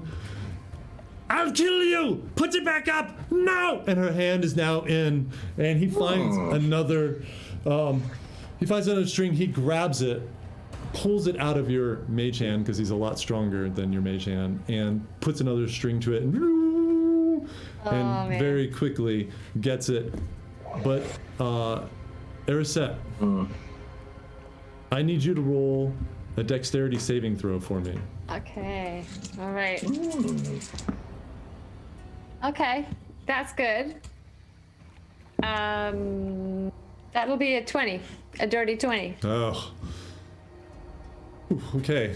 You, at the last second, because you have such high passive perception too, you notice that claw that was coming in right as Hortzak's doing all this, headed straight for your face. And you just kind of roll and twist. There's not much room. You immediately like hit into Hortzak, but then just kind of slide down as it just sweeps. You just see it passes a millimeter from your nose and back out, and it starts to come in again and goes back up, and the hand dissipates. I don't know what that was, but if anybody messes with this crystal, she will kill us instantly. I thought I made that clear. Yeah, Rika. And he starts. I don't know if you know that she did that actually. It was an invisible mage It was hand. yeah, you wouldn't. Oh, Nobody knows. No, wouldn't know. Nobody knows what happened. Uh.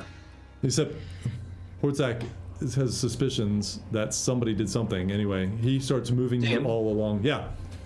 Can I try and perceive?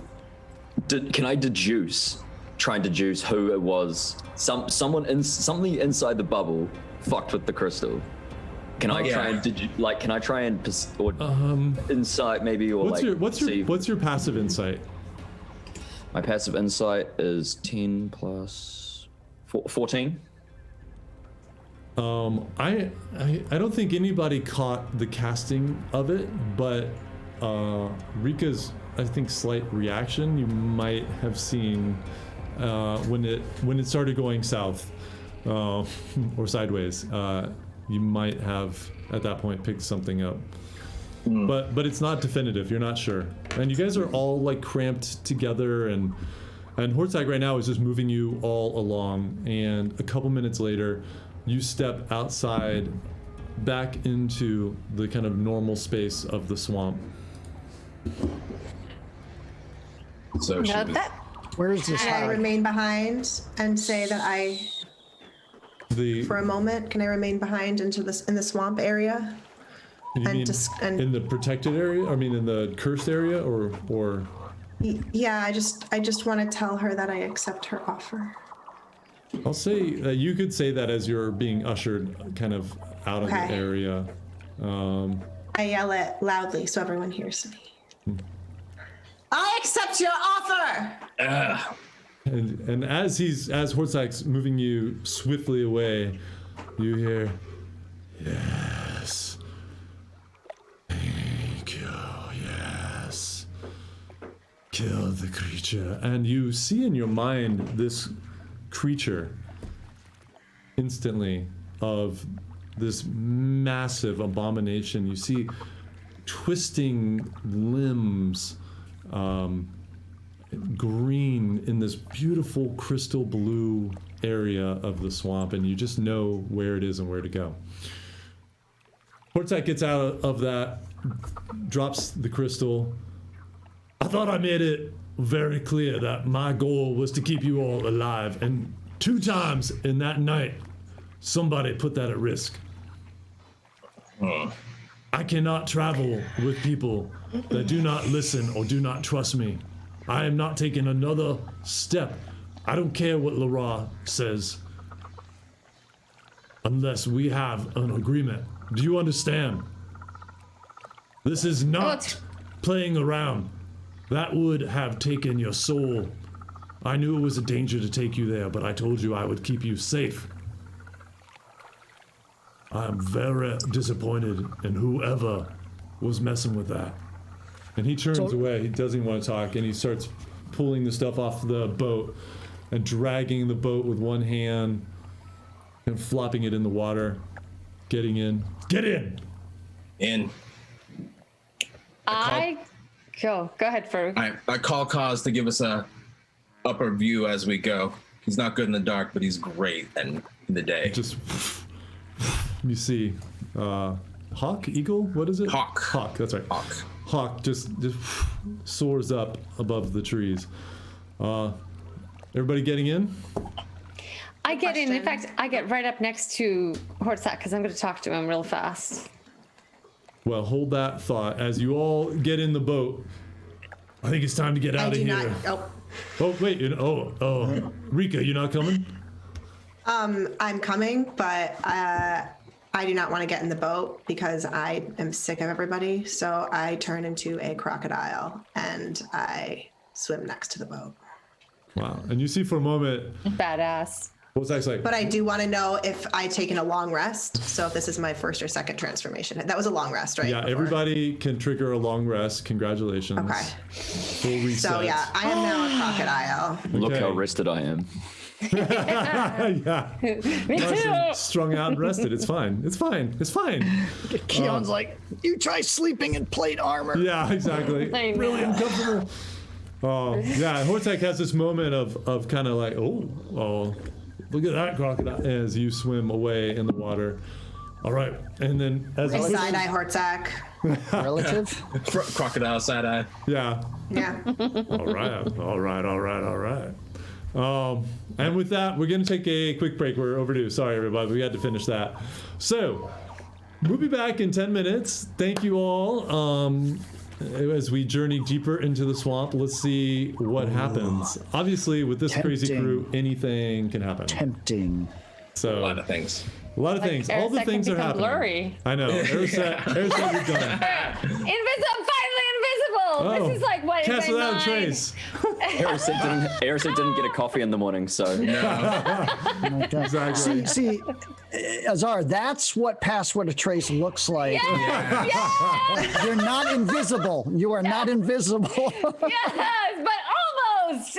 Right. She's like petitioning Wizards of the Coast to change it. Really, Cast Without a Trace sounds like they should be invisible. I'm just saying. Just I blurred. mean, it actually really does, but yeah. Yeah. This All is right. totally pass without trace. All right, y'all. We're gonna refresh our drinks and get a snack, and we'll be back in 10 minutes. Don't go anywhere. Lots more fun coming up.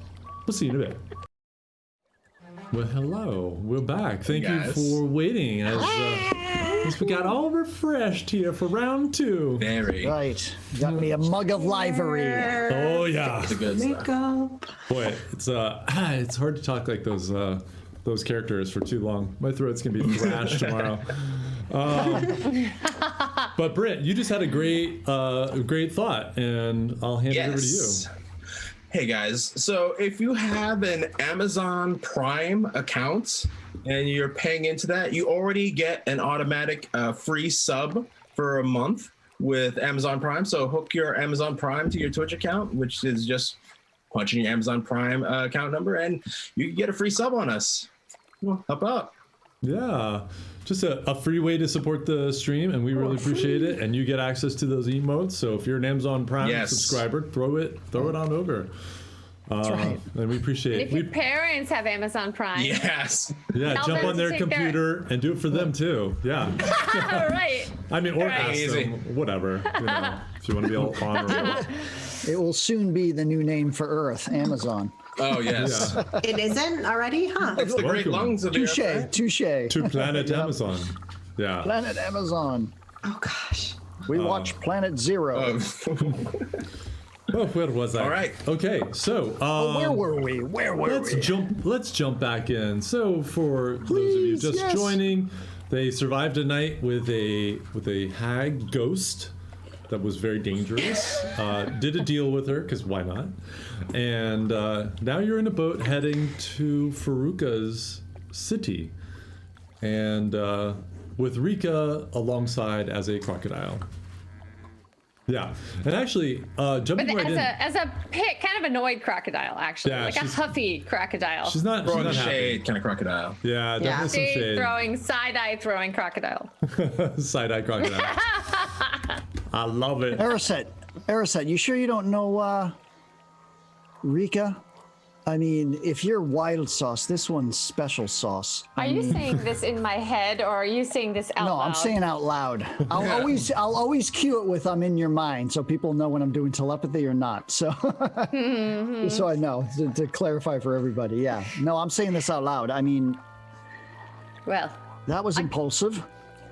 you know what? I like to think of it as she has her motives, and she stood up for them. And I don't really hold it against her at all, not one whit. not one bit. And by the way, Horsack, I was going to tell you, if we hadn't trusted you, we never would have brought that crystal out. So hopefully you understand that it is, in some ways, a compliment that we were willing to test what happened with our crystal in your presence. Wait, a crystal? What are y'all talking about? I don't know What's what going they're on? talking about. What crystal? Well, Is it the one the hag mentioned that you've got in your bag of holding? I mean, it's Yes. none of my business. You know, it almost killed us all. Wait, So we that almost would've- died? I mean, okay, listen. Farouk, Kian, and Rika, I know you can hear me, even if you're pretending that you can't. Before you came along, we were in a battle in a city where there were many, many necromancers. The same necromancers that you see flying around all the time, spying on us, trying to kill us, the ones that bombed Hortsack's cottage and everything. Anyway, with the thankful help of a very wonderful man and many, many of his loyal townsfolk, we were able to temporarily defeat them. And we did ransack whatever we could, and one of the spoils that we procured was a very special crystal. And we were told to keep it safe. And I'm giving you a very short version of everything, but we hadn't taken it out until now. And I guess the cat's out of the bag, and technically the crystal's out of the bag now. You all know about it, so there you go. And what does this crystal actually do? Well, we don't know. That's the thing. That's why we were experimenting with it. But it didn't go very well from what I can tell. Seville, you could have given me a bit of a heads up if you were seeing something happening. If something All I seemed to saw have- was that hag rear up behind you. I didn't know that the crystal was going to draw energy from Horsack's crystal. I just thought maybe in reverie I heard something of a celestial nature in it. Well, then the hag spouted off, so I thought perhaps the two crystals were linked in some way, and they seem at least to do something, counter each other, or I don't know. Horsack, what is your crystal about? Where did you get it? Why did our crystal affect yours? I'm afraid I don't know the answer to some of those questions. It came from a temple that I found. What temple? Temple of who? It wasn't of anybody that I could tell, or just a bunch of angelic symbols and whatnot. It was beautiful. Wait, where? Oh, in the swamp, but quite far away. In fact, I don't know if it survived the departing. But I haven't tried to go there again. Well, perhaps. Look, and we were speaking in very clipped language, information, everyone. So there'll come a time, if we are to journey together, and we prove to be worthy to each other, friends and all, trustworthy, then we might release a little more information. But it does have Information something you to actually know? Yes. Hopefully? Actually, no. Well, I'll add to that note. Like I said yesterday, I can identify objects of mystical nature, and I can tell you what they do. So please, bring them to me before you risk our lives with some random experiments. I do not look like professionals, and I would like to handle that for you. Yes. In fact, that's so good you reminded me. I wanted to see if you could tell me what this does. Shiny, you got the boat? I'll look at this if you can handle rowing with Horsack. I appreciate the help. Well, he's talkative, and thank you, Horsack. Hand it over. Let me see. Hand it over? I mean, do I have to? I like having it on my neck. Well, if you'd like to know what it is, yes, I would like to, dabble with it. I'm not going to destroy it, throw it in the water or anything. I just want to examine it. It looks like he's going to do something like Otto used to do. Just Okay. All right. Fine. give properties. There's nowhere he can go. Okay. And I carefully take it off and I give it to him. And Thank you. Give me a few minutes to examine this. Just make sure we don't die while I'm doing it. Sure thing. Horsack, we've been we've come across some sites, some temples with some angelic, celestial markings, and it seems like these necromancers might be interested in such things. So this piques my interest a lot.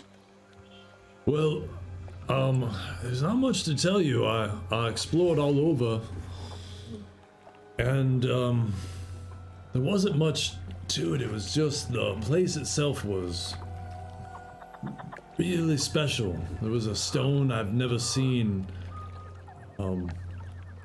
Did it have a spiral? Spiral. I don't recall a spiral. No, it was more All right. imagery of clouds and angels, and the architecture was beautiful, but it was mostly empty, except for this pillar and this crystal sitting there. Well, we'll see if it's the same thing. Wherever the necromancers are, if they're here in the swamp or have done something, that's where we need to get to. Like I said before when we first showed up, we're looking for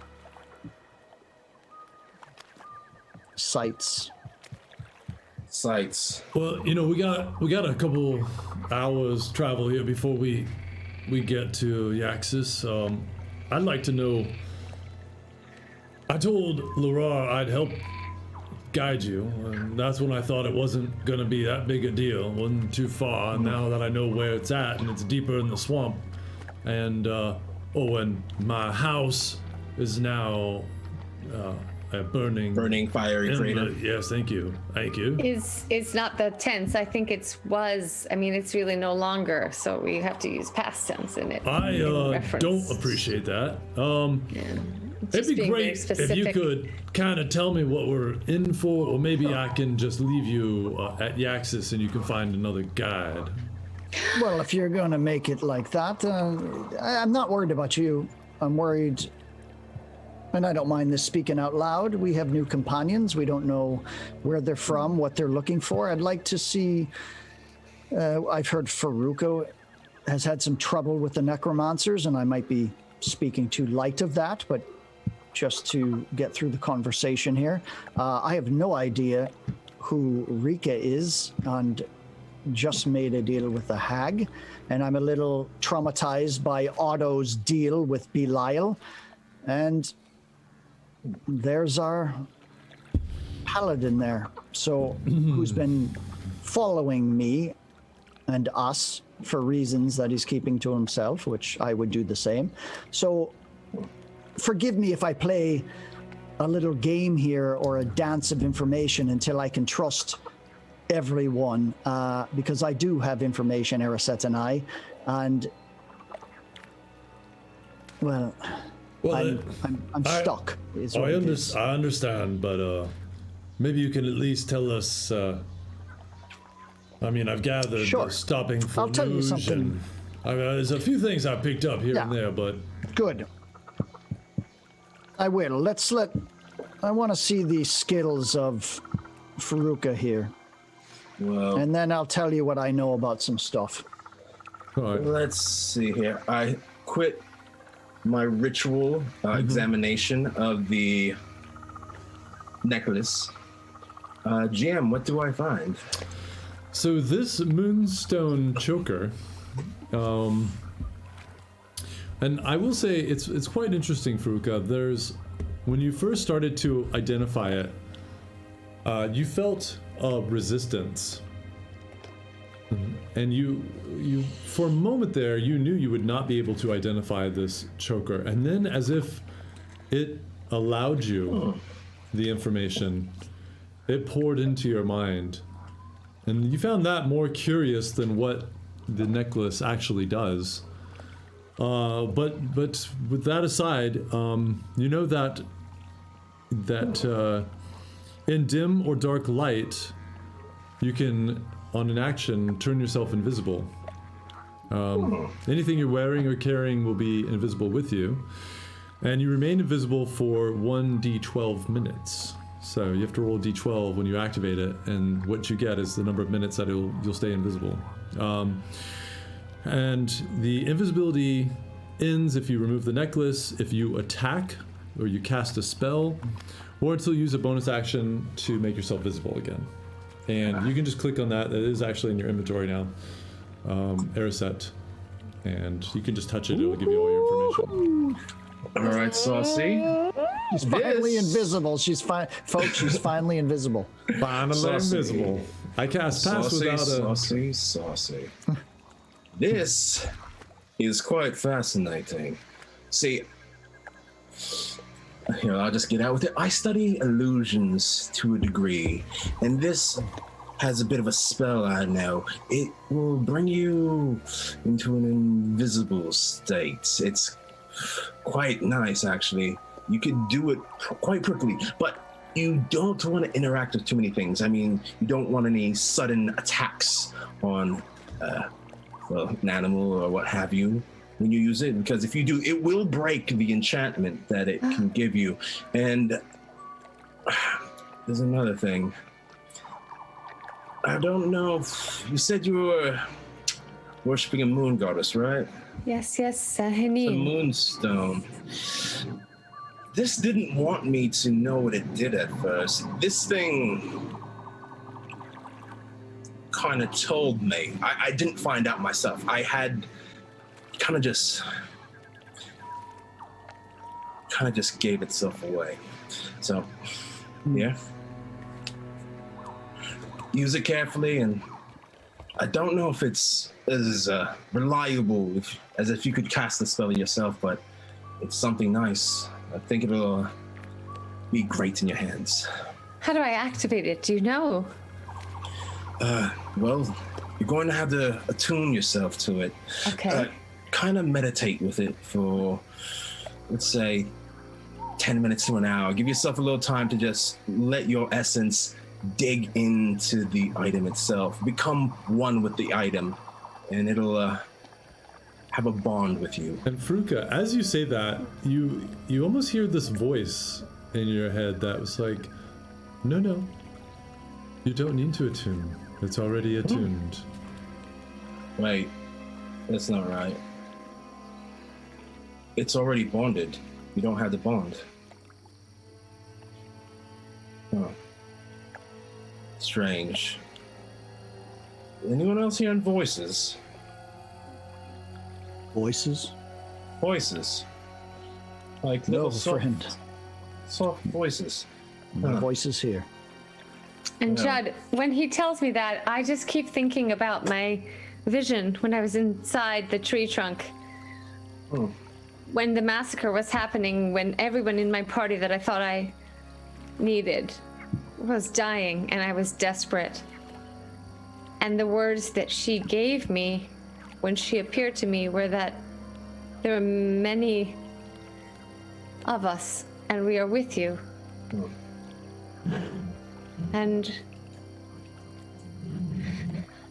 I feel a warmth almost, not so much of the stone itself, but just of my hope. Almost as if internal hope resonates for me more now that I understand that this is already bonded with me.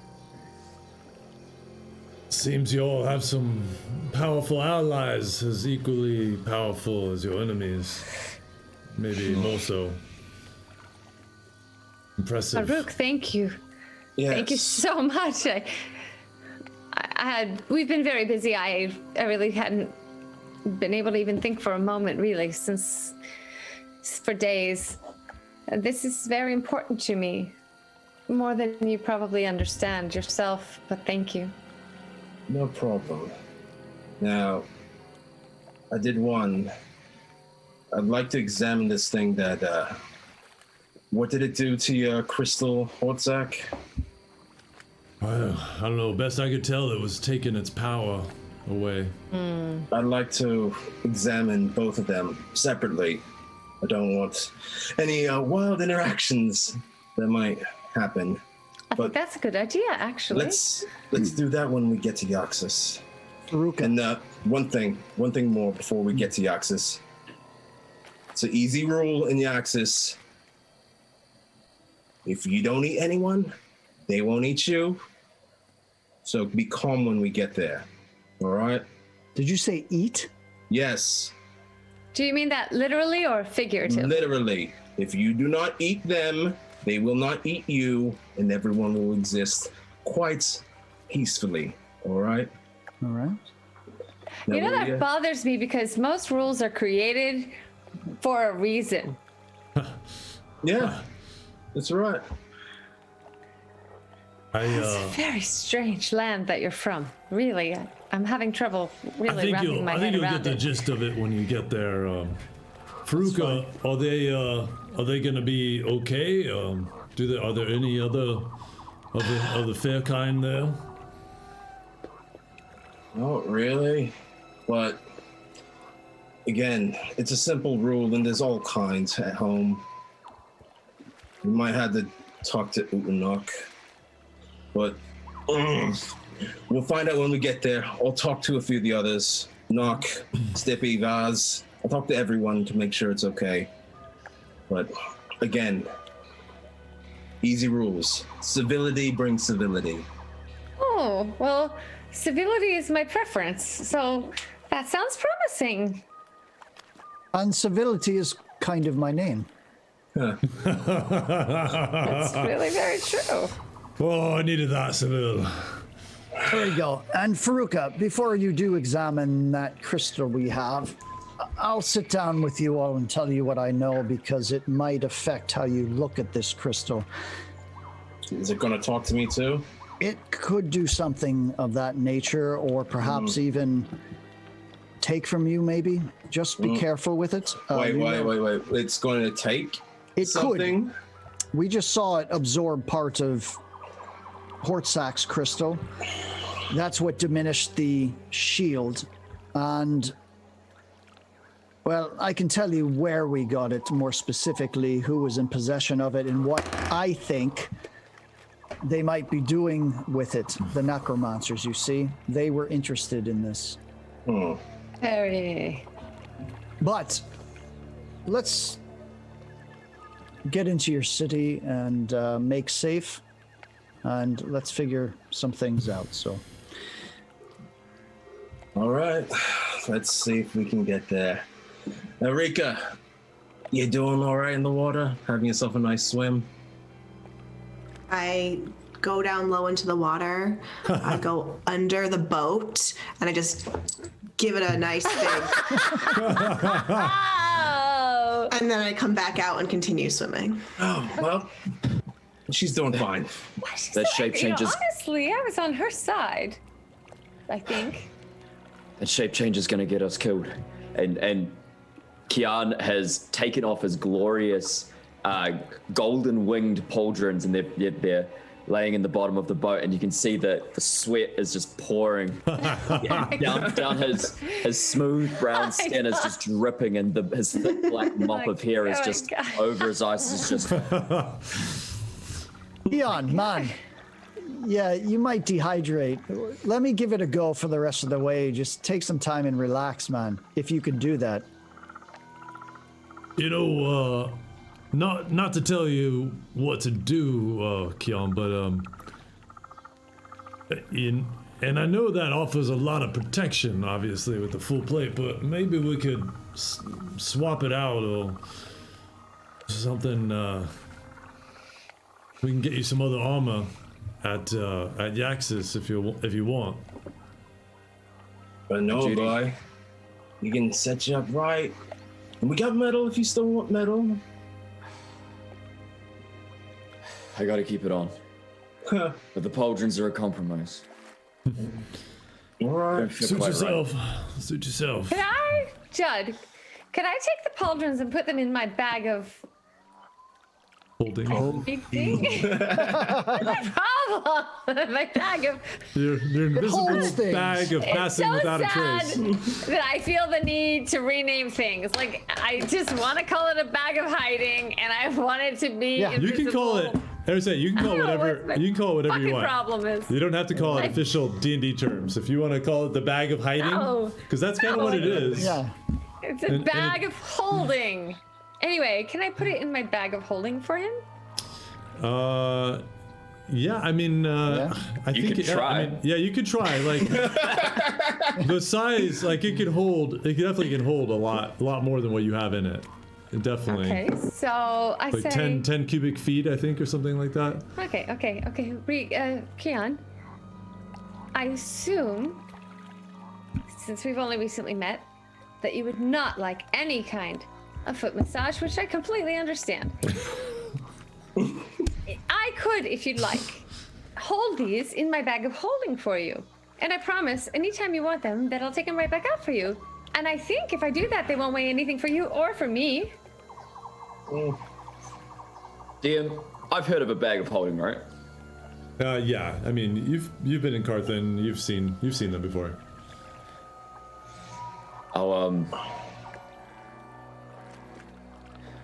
All right. Let's keep them safe. Good. And yeah, and as you inspect them, you can see that there's these pauldrons. They've got like glorious, like golden plated wings that slope upwards, and you can see that there are scratches and things, but over the top they've been polished, clean. But you can see that the armor is sort of worn, and also the strappings and bindings and stuff are just dripping wet with sweat. Hey, Faruka, can you do that thing with the water here? Speed us up a little bit? I did try to put it in my Yeah. bag of holding, by the way. DM, let me know if it works. Yeah, they can go in. Shake water, Hey. and I'll move us along. Oh. Rika, keep up.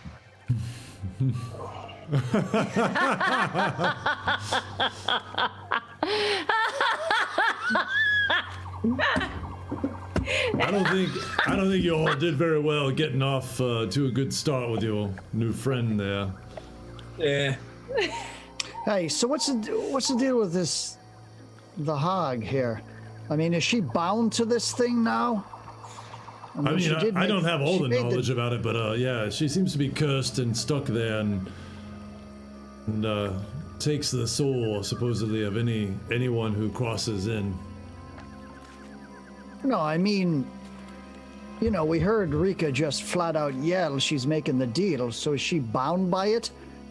I don't know. I've never met a ghost hag before. A regular Is hag. she renege on a deal she made with a demonic hag? Ghostly hag, not demon. Ghost. Well, But I mean- cursed. Shade. Is that an I'm option? pointedly not looking at anyone right now. Just like This crocodile's looking the other way. I mean, Godforsaken hag. I don't know. I'm of the opinion. Look, you can get things from hags if you're clever and you know how to do a deal. They try to trick you, but they will be bound to the deal if you can make it properly. Very few people can do that, though. I've always been Smarter intrigued people. by it. Well, she But, seemed not to want to give us terms so specific, so I don't know.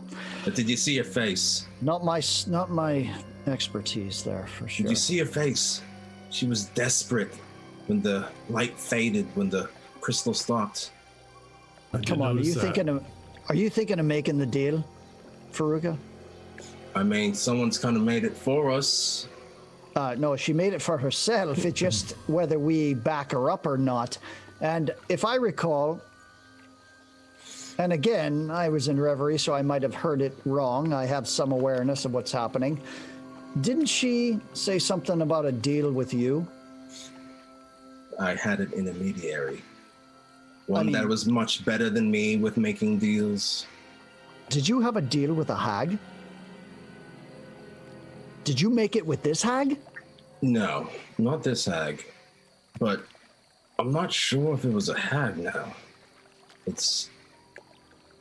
Let's not talk about this right now, because All there's right. still a lot of things in my mind. But I will understand. say this.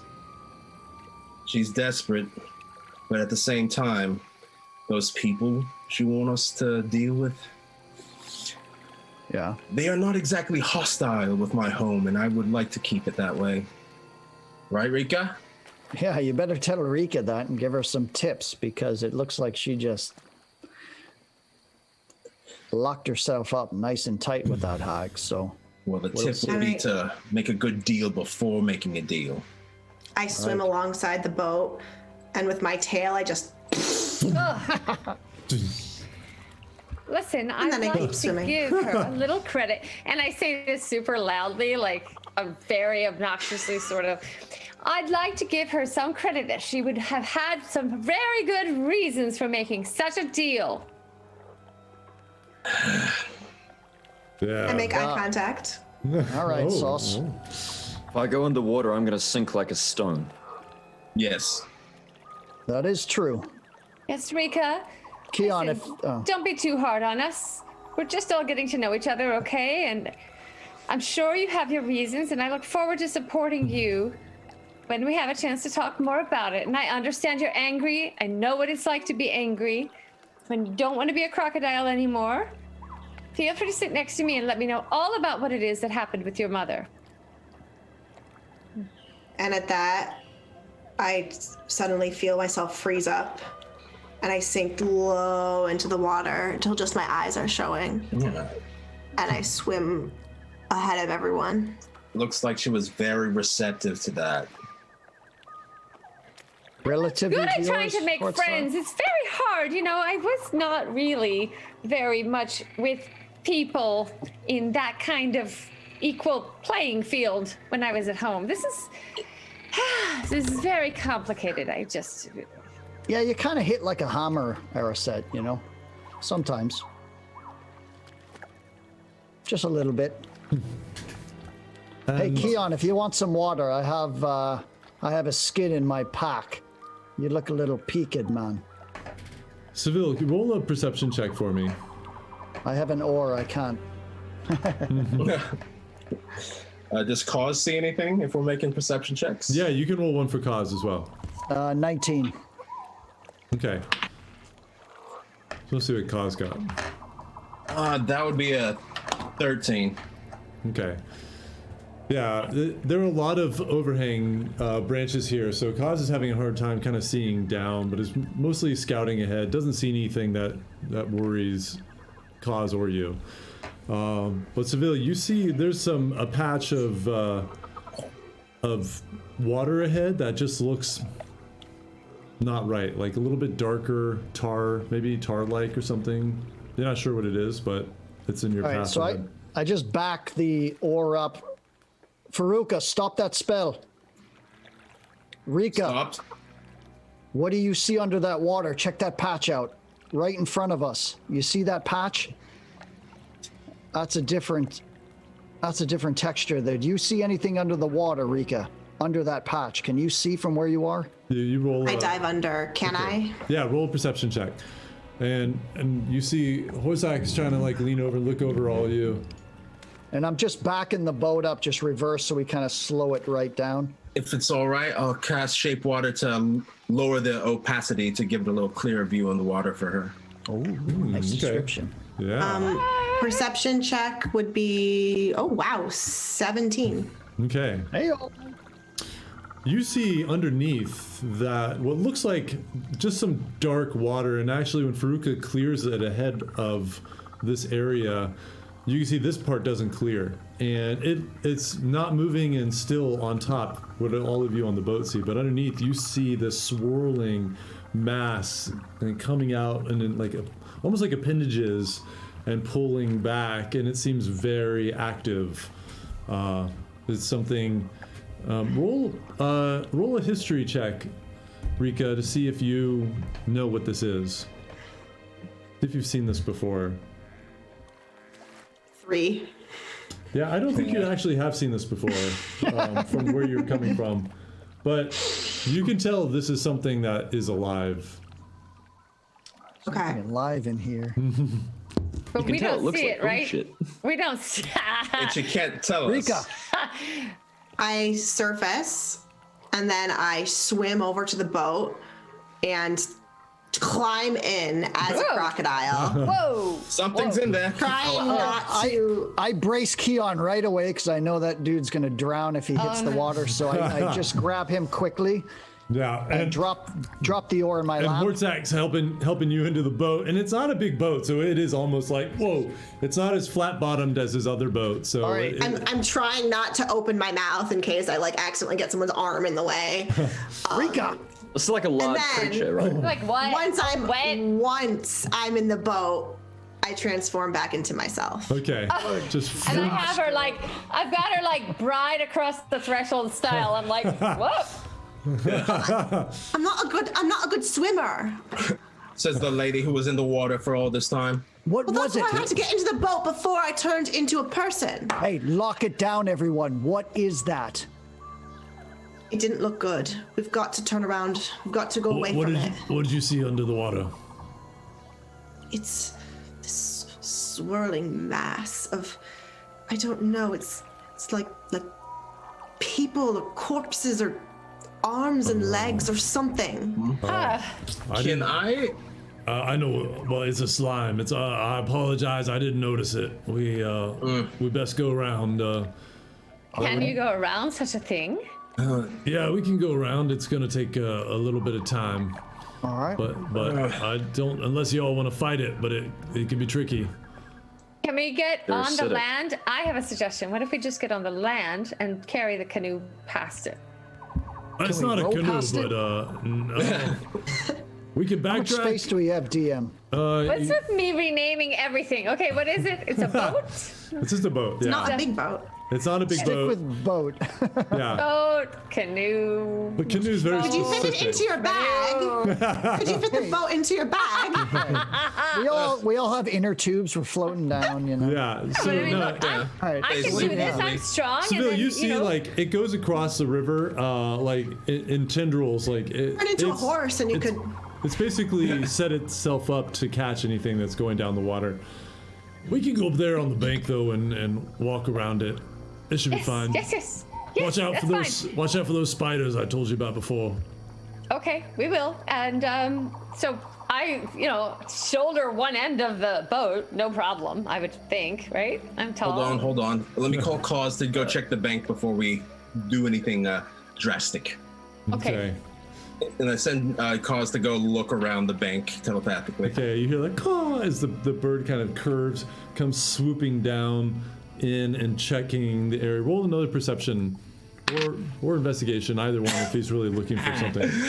Nat 20. Oh, We're rolling Nat 20. It's only going to be Finally. Cause. yeah, exactly. Nice.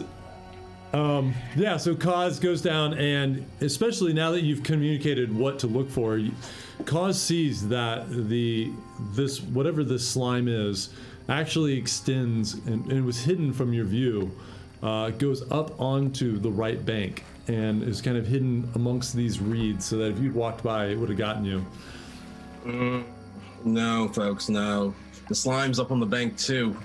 Like, if you want to go that way, we can, but we're going to fight it no matter what. If we want to go this direction, we can go around, but it'll take far longer to get there, and who knows what we'll run into.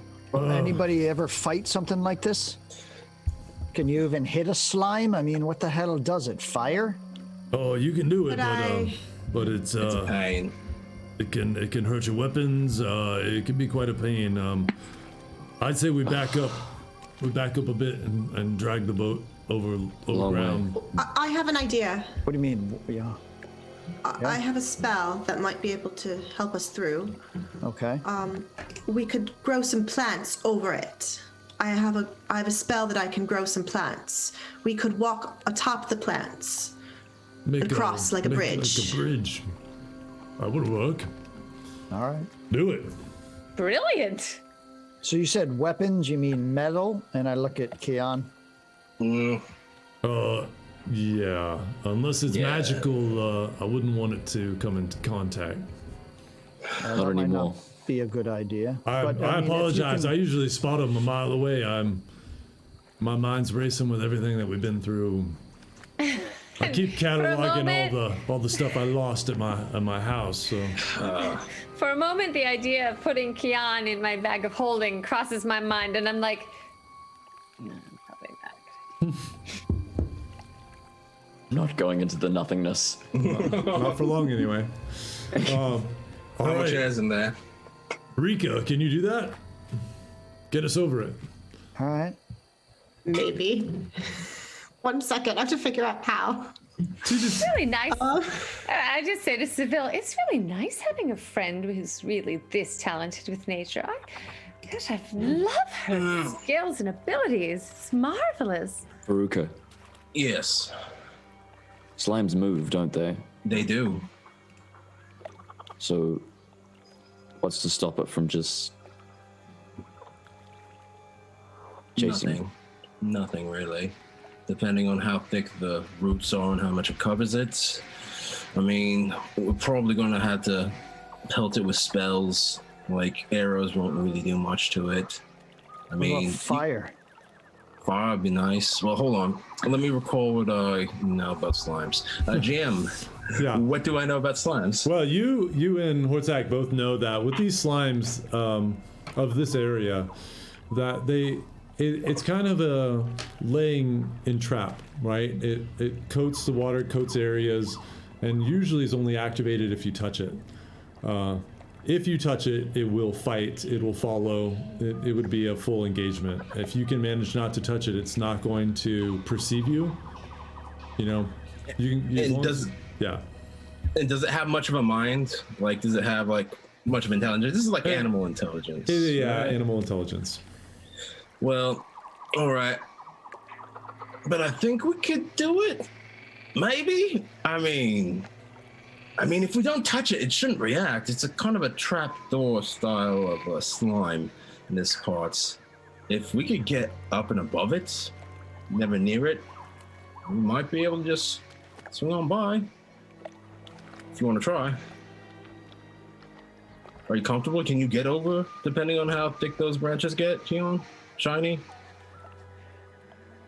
I'm very good at climbing. I've spent my life in the woods. I'm very comfortable, but Thank you, Shiny. Keon starts taking off everything. Erised, I might need to use some more space in your bag. yes. And I stuff them in one by might take a one, and moment. just as long as they keep going in, I just keep being really pleased.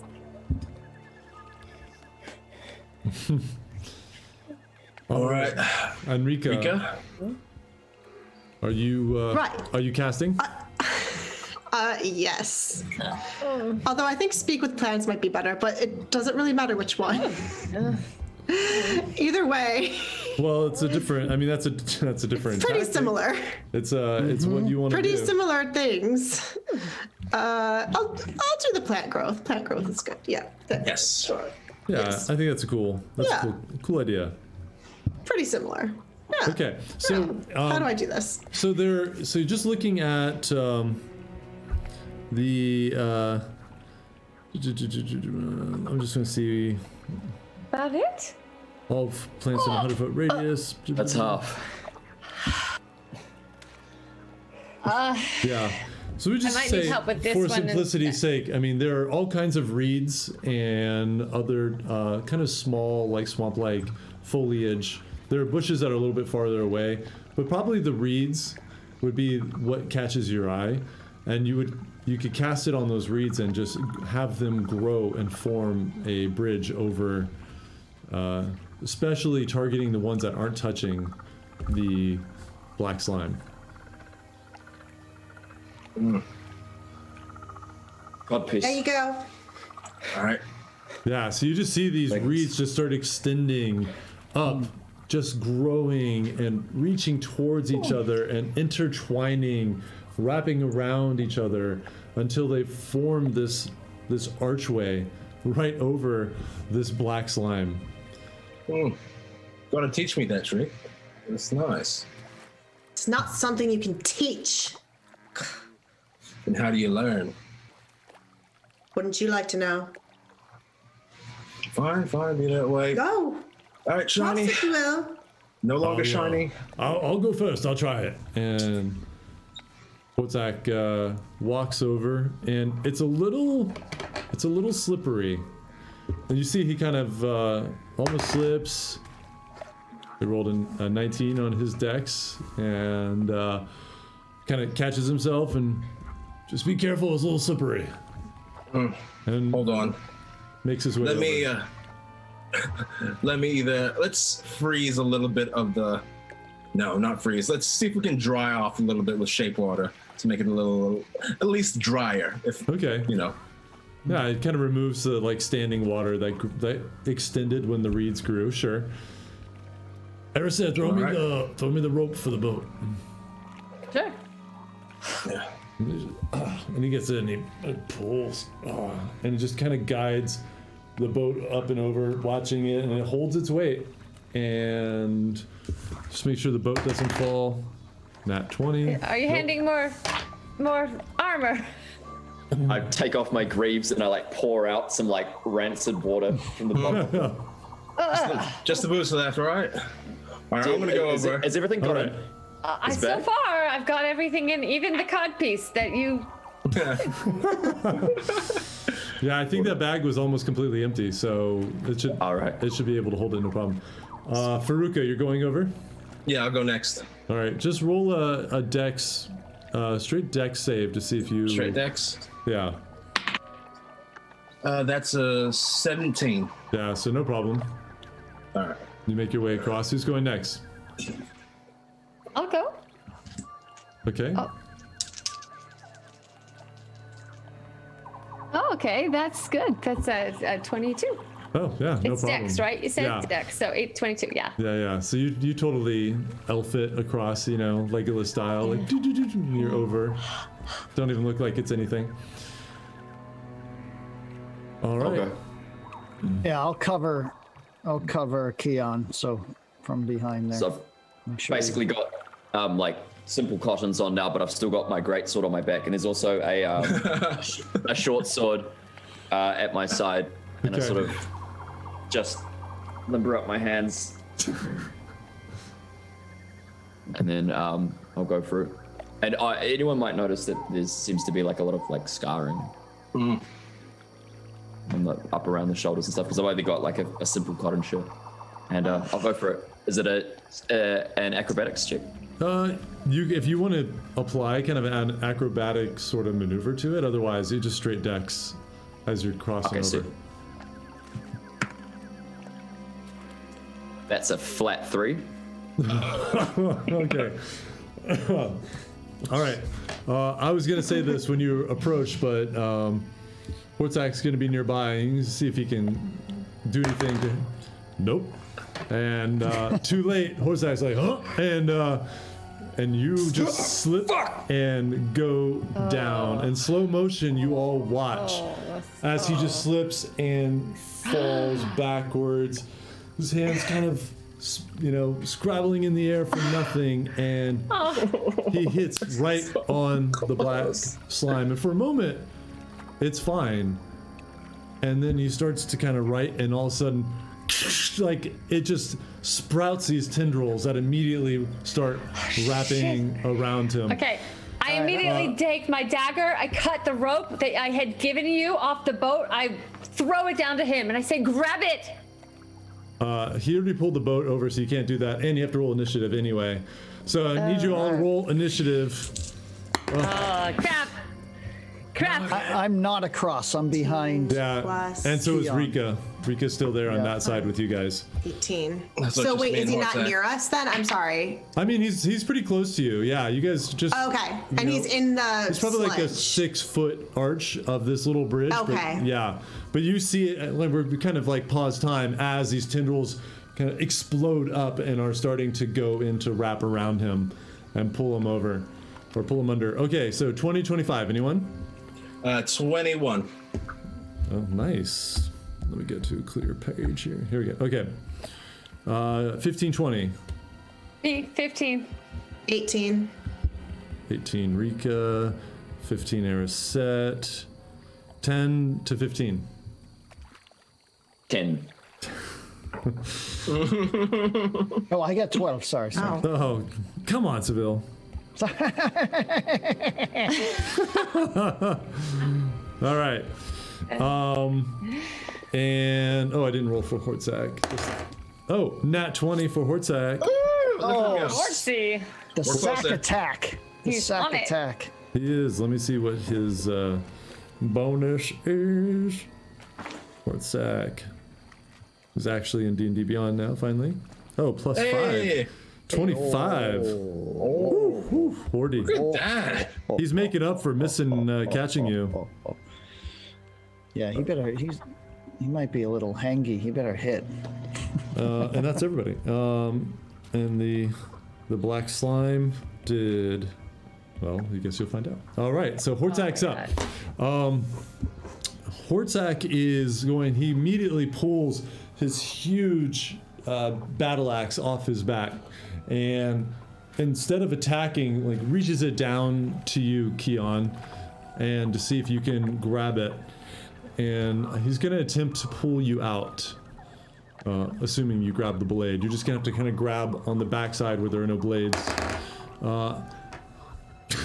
Okay, his strength check on this was a 7. And even with his strength, he's just like, and as he's trying to pull, you see more, it's like, it's like these ropes are shooting across and just starting to cover his body and pull Keon down. Even like half of your body, torso now, is starting to submerge in the water.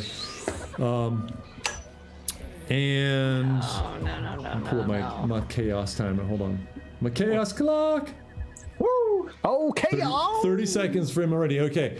And Hortzak literally is like, okay. He twists the blade out of your hands, and you let go, or are you gonna keep holding on? But you tell he's like trying. Yeah, he's twisting it to break your grip. He's gonna spin it, and he slices down right along the edge of your body. That definitely hits.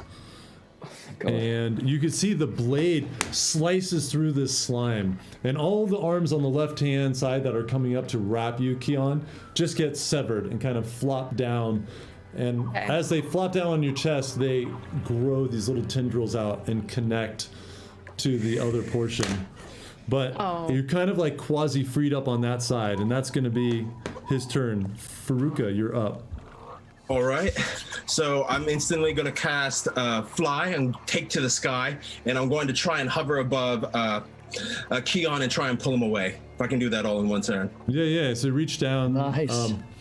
Yeah, I'm going to say you could do that. You cast that, and you're just going to put your hand out, basically, and Keon going to grab it. Do a strength check for me, Faruka, as you try to pull him free.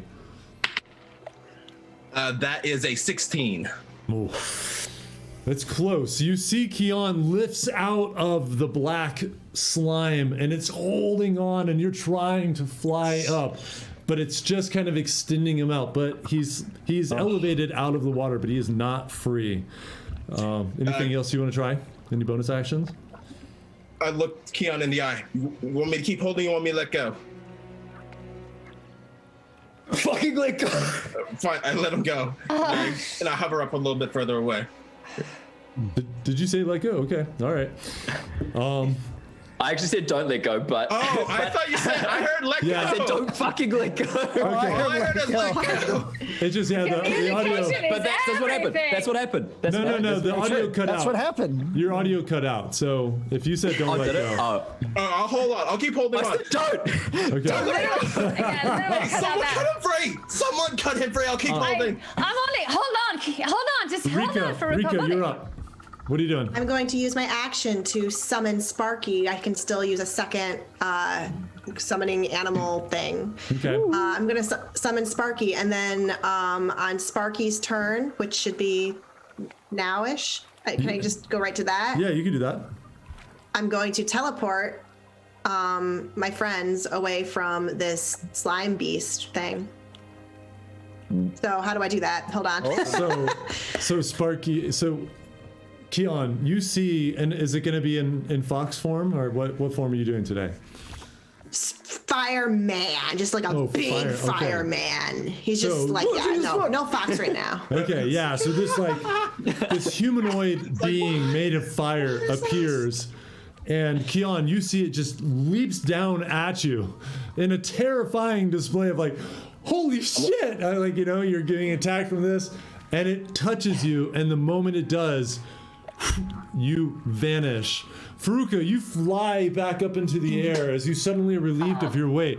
And 15 feet away on safe ground, you reappear, and you don't take any damage from the fire that this thing is emanating. Does that creature count as taking Yeah, that one does. Yes, thank you. damage? Yep. And how much damage does it take to be in contact? It has to succeed on a deck saving throw. 14. Okay. That's a fail. So it takes 1d6 plus 3 fire damage. Do you roll that or do I? No, you roll it. That's the old damage. And the 6 is a normal die, like the one that looks like a. Yes. I rolled a 1, but that's still 4 fire damage. 4 fire 1d6 plus damage. 3 is still 4. Okay. Nice. Yeah, so it takes a little bit of damage. You see little bits that were close as the fire grabbed him and disappeared. Just kind of like sizzle and boil and kind of burn away. Great. Hortzak yells, "Run away!" But 2 of you are still not across the bridge. So, and actually, Erisette, we're up to you now in initiative. Are you going to do anything? And it's just me and Seville left, right? No, no, you crossed. It's only Rika and Seville are on the other side. Do you need help? I take my moon boots and I come over to them. And I say, grab me, grab my hands. And I'm gonna, are they not called moon boots? The boots of Cloud Walk, Erisette. The boots of fucking Cloud Walk. The girl is in the 80s, my friend. Jesus Christ. Moon boots. It's so much better. Yeah. Wizards of the Coast are like. Welcome to Tombs and Lizards tonight, everyone.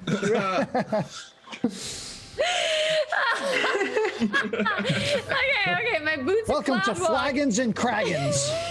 It's like, there's Okay, all right. my boots of Cloud Walk. I put them on, and Oh, they're already very on. much like any 80s superhero, I like come down and I'm like, grab my hands, both of you, and I reach them out and I see if I'm able to like escalate them out of there.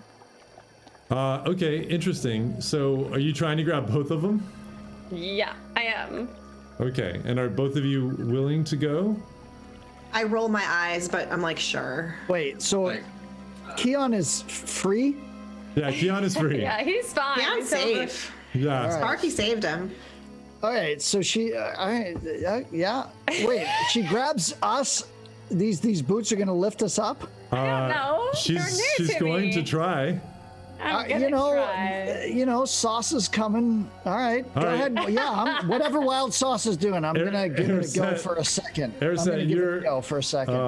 You're way over time, but roll a Special sauce and Wild athletics. Sauce. Here we go. Roll an athletics check for me, Okay. as you're going to use every muscle you have Super to try to sauce. lift 2 I people. am gonna use every muscle, Hot and it's sauce? gonna. It's a Hot sauce. 17. It's a Oh 17. shit! Hot sauce. Come on now. 17. Duh. 17. Yeah. So 17. as you try to move 2 full-grown humans with one with a lot of gear on, as you're standing there in midair, utilizing these magical boots, you're just like, "Come with me! Ah! Come with me!" Ah! And like, literally, you're not budging. You're not able to curl a human in each Damn it. arm. Damn it! I retreat with my clouds, my boots of cloud walk. I tried. Sorry. And I jump over to Kian, and I get onto safe territory, and I say, well, that didn't work.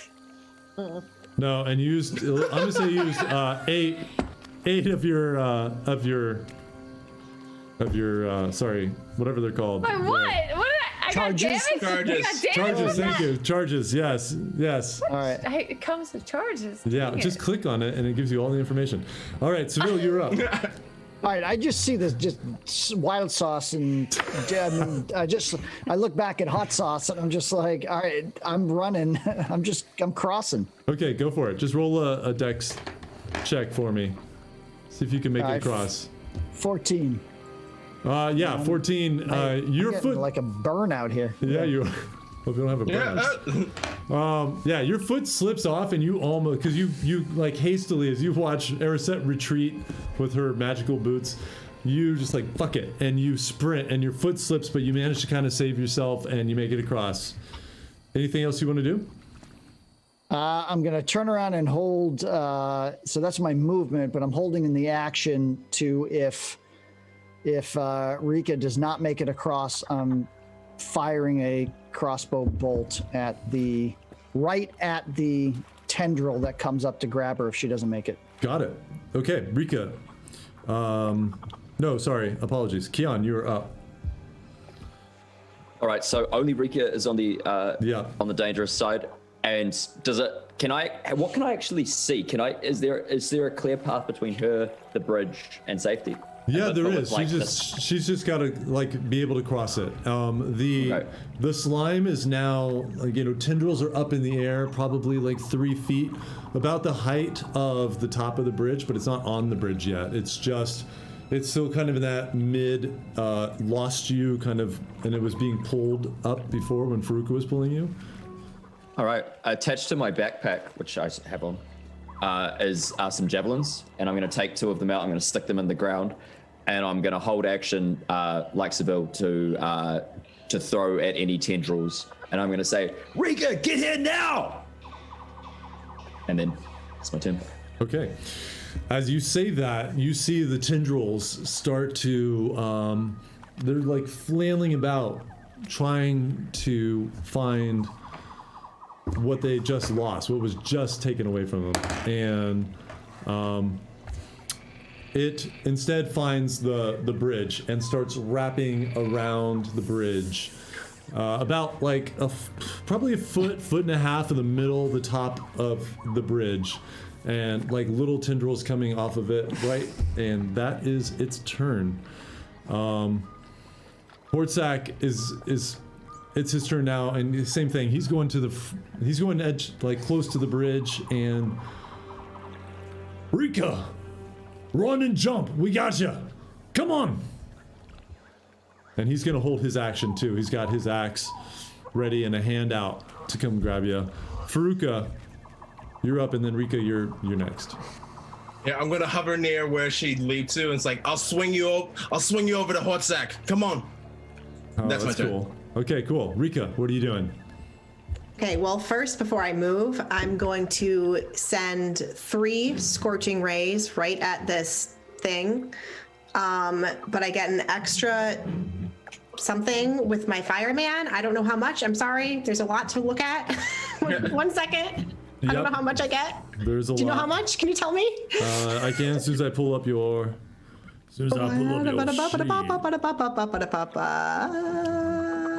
Where is it? Yeah, when he's out. Aha! Roll a d8 and you gain a bonus equal to the number rolled to 1 damage. Okay.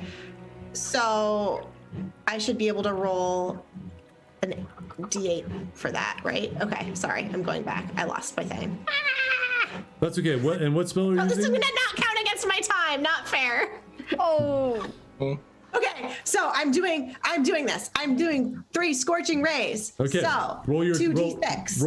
roll 3 attacks first to see if they hit. And Oh crap! What is an attack? I'm so sorry. just roll D20. d20 and add 6. D20.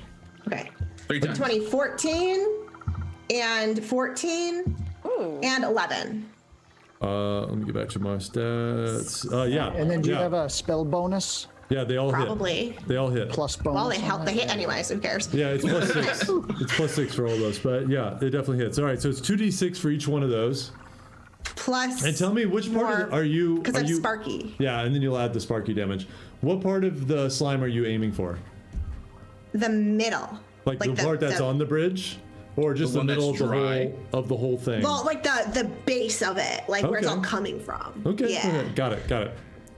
Okay. good. So I'm rolling my d6. A 3, a 5. So that's one of them, right? 2d6. So 3 to Yep, 5 is yep. 8 is one of them. Okay. And then 1 and 3. So 4 is another one. Got it. And 5 and 3, so 8 is another one. Nice. Plus, one of those ones I get an extra 1d8 Yeah. because of having Sparky out. So that's an extra 2 for one of those. Got it. Plus, I want to send Sparky over to him to give him a big hug. Oh, that's a good idea. Okay. Oh. Tell me exactly what you do with him, because that could be. Okay. important. I should probably run and can I move still on my turn? Is that a thing I can still do? Yeah, Can I I mean, move and you're run and way try over to- our chaos clock, but I'm going to say, because we're trying to I'm sorry. indoctrinate you, but it's okay. You know, and I had to look something up, so you get extra time. So yeah, if you Okay. want to move, you want to run over the I bridge? want to move towards my friends, and if they're trying to help me over, so I want to. Okay, yeah, Faruka's hand. Grab on to Faruka's hands. So roll a dex check. This is going to be both for like you're jumping over the slime that's on the thing, and also to grab Faruka's hand. Does my assistance give her advantage since I'm trying to reach and help her move over? I guess we could do that since Yeah. you're going to be moving Yes. down. So you could just roll a d20 twice. Okay. Give me the higher number.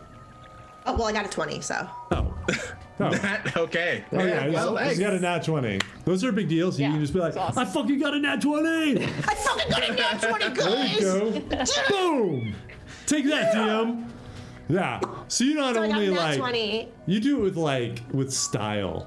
You send Sparky over, and as Sparky's like maybe running, and I'm envisioning him kind of like belly flopping on this slime. You sprint, yeah. jump up, you grab Faruka's hand, kind of spin in the air, and land like 3-point landing, superhero style. Stand up. A little bit of flair that might be in your blood. Looking super impressive. And just tell me what you're doing with Sparky. As is he just gonna do like belly flop in the slime? He has a thing that he can do to hurt. Or just his attack? things. Yeah. Yeah, his attack. Okay. Whatever that is. Sorry. That's okay. I have a lot. And That's in the okay. interest of time, are you guys sticking around, or are you taking off? I'll wait for her. We're out of here. Okay. I mean, once we got her, we're gone. Yeah, that's what. At Okay. least I am. it's- Yeah. It's Flame Seed. Do you want me to roll the? No, it's okay because It's. Hortzak's like, and he just kind of grabs all of you, and you all kind of move. Go. Get out of Fly here! over you guys. Yeah. Kaz comes and flies down Crashing next to through the you. You bush. guys are like in unison for a moment. Looks super cool. Nice. And there's like Slow running. this equivalent. There's like this explosion behind us, and we're just like, Yeah, total hero Got it, moment. Sparky. It's the You boat. left him. Like the A team. We're just fine. like, yeah, exactly. We've left the boat behind, right? No, he's we got have it. it. He's We got drag it. it. Oh, we got it. Yeah, Hortzak Hortzak got it. right? Hortzak already pulled it over. All right. So are we putting this back in the river? Where are we going here? Yes. Yeah. Quickly. Yeah. Yes. Again, my apologies that I missed that. Those are nasty. Those slimes. Well, just You get don't have going, to get going. apologize. But I'll get the water shaped up for you to Yeah, go. and Just you throw guys it in the just- water and let's go. get away. Yeah, you can see it. It's I'm like whoop, right in. as Sparky's like tossing these like flaming seeds at it, and it's dealing with it, but it's starting to kind of move generally your direction, but it's not fast. So it just within moments you guys are outpacing it, and you are safe. You are Well. unbelievable, and I just say that to Rika. Are you still mad at me? I never was. Not you. Oh, The others. I wasn't mad Are at we you. mad at you, Les? I'm mildly annoyed. That's all. I'll take it. Let's go then, shall we? And then I'll say it's about another hour it takes you to make it to this town, and about an hour later you see ahead the trees, and it's so dense in here, and you're just covered in bugs the whole time. You start to see some brighter light ahead, and as you get closer you see that the trees have been cleared, and there's a large open space. And you see an impressive gate in front of you. And connected to this gate is a wall made of these strong tree trunks that have been formed together that make this really strong wood wall on the entire perimeter of this city. And immediately, for those of you that are from northern areas, this city looks, even from the outside, even looking at the gate, it just, everything feels different about it. And the main massive front doors are shut, and you see a couple creatures up on the ramparts looking down as you approach. Faruka, you can see they're kind of, they've got weapons. They're not really brandishing them, but they're trying to see. Open up! It's me. I got visitors. It's me, who? It's me, Faruka. Just open up. Tired. Long trip. Are they with you? I look back. Yes, they're with me. And as you guys are closer now, you see there's one of them is some kind of goblin. One looks kind of like a kobold. And there's another bugbear who's kind of comes up and looks over the side and looks at you. Are you okay down there? Are they with you? Faruka, they're We're with not you. hungry. We're not hungry at all. Not at all. You vouch for these folk? Against my better judgment, yes, I vouch for them. I also have Hortzak, so if that means anything still, yes, they're with me, and Open I the promise. gate! Open the gate! And you hear just and just some sort of noise, and after a few minutes the gates open up and you pull the boat up because the water kind of ends about 15 feet from the front gate, and it's as if land had been pushed up from the swamp itself. Just this dry land, there's no vegetation on it. And Hortzak moves the boat over, and you see he ties it off. All right, you all should stick next to Faruka and I. They're not used to your kind here. And as you enter this city of Yaxis, you take in a very unique sight. You see ahead of you several buildings, but not normal construction. Not that you've seen in any other city you've been to. They have a more organic shape, kind of look like gumdrops. They're rounded. There are a bunch of these they've got to be like small houses that are these sphere things, and they look like they're made out of like some kind of cool stucco. There are pathways that are elevated above water. There are only patches of ground here inside of the city wall where you can actually walk. There are other parts that are just swamp water, and they've got elevated walkways across. You can hear next to you as you come in, ting, ting, ting, tsh, and you look over to your right, and there's a blacksmith, but you see a bunch of armor and weapons that are on display, and they all have a very unique black iron look to them. And there are several creatures walking about here. You recognize a couple Miri, for those that have seen them here. Kian, you have not. Actually, Kian and Rika, neither of you have seen these Miri. They're like, kind of like insectoidal praying mantis type people with chitinous armor, natural body armor, walking around, kind of looking over. You can see everybody's like, whoa. There are no humans or elves or dwarves here. What would you like to do? I just raise my rapier blade and I look down at it for a second and see the dark, almost blackish steel on it. Just about an inch, and I just give a grin and I slide it back down. Faruka, what's your passive perception? My passive perception is 15. 15. I'm gonna say you kind of, you saw him start to pull that out, but as he did, and you saw that black metal. Oh, mock. Oh, fancy. Not bad. Well, Faruka, we're guests in your city.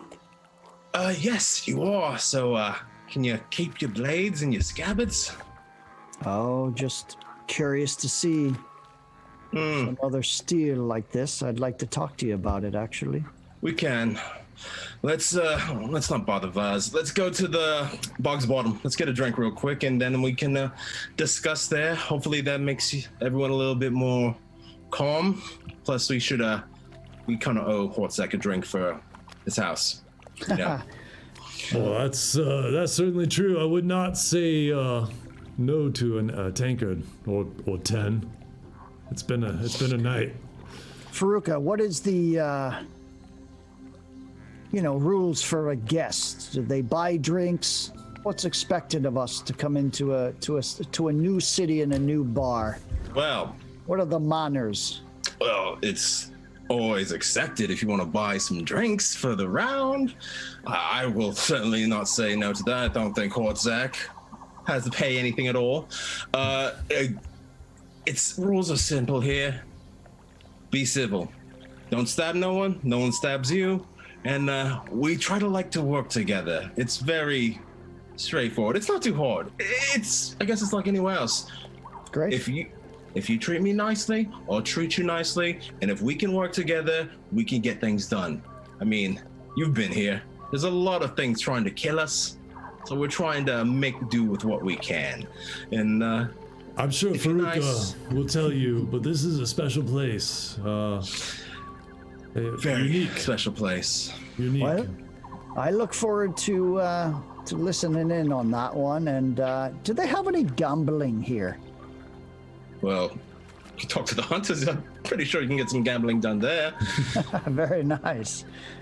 All right, my friend. What about the rest of you? Can you keep your blades and your scabbards? Keep it in your pants? Yes, absolutely. Is it okay for my kind to be here? I mean, I see them all looking at me. Well, you're kind of weird looking for this area, so yeah. So just get used to people staring at you and you'll be fine. Rika, Shiny, you all gonna be fine? Yeah. All right. Fine. You want your armor back? Not sure. I don't think that's a good idea. I think Yeah. I think you'd be less threatening as you are now, even with that big blade on your back. Look, you'll be fine. You'll be fine. This is a town. Well, you'll see. Come on. We'll get there. Yeah, Yeah. I have a question. Yeah.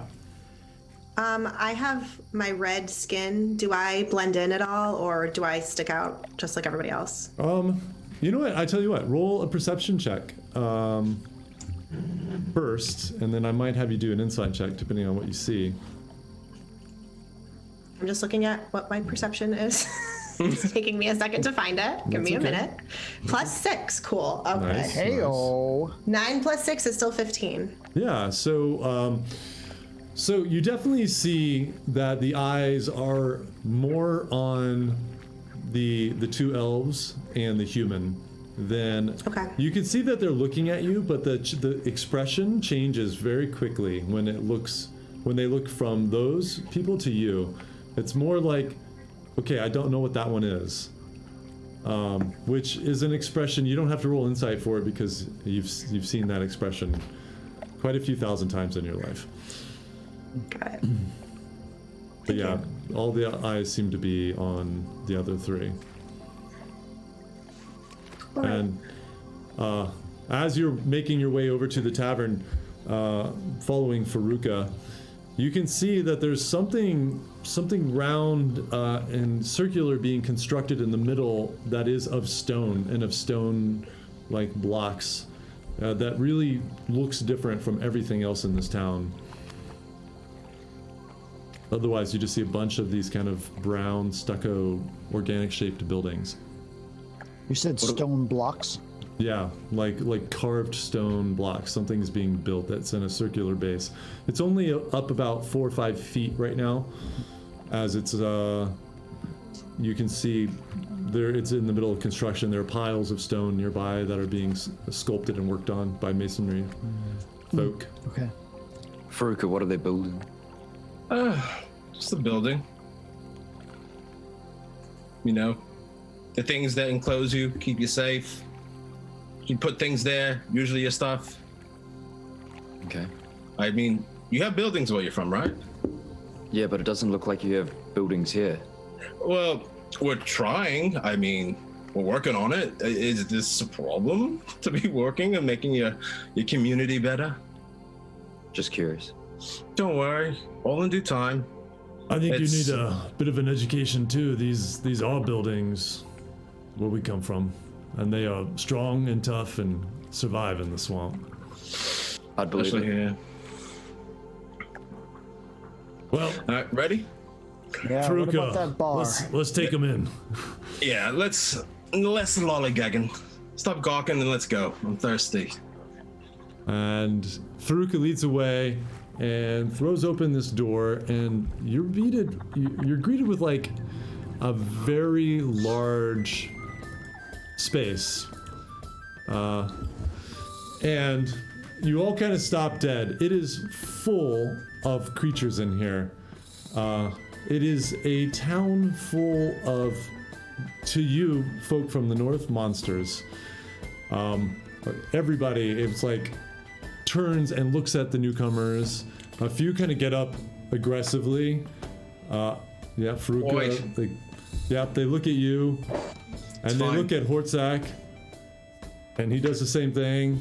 Everything's okay, and they kind of settle down. You see all manner of creature. There are a few other crocodile folk in here.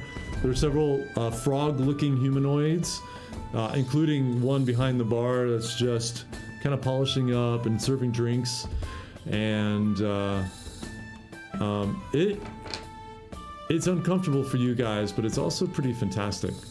And as you move deeper into the bar, we're actually gonna stop it there tonight.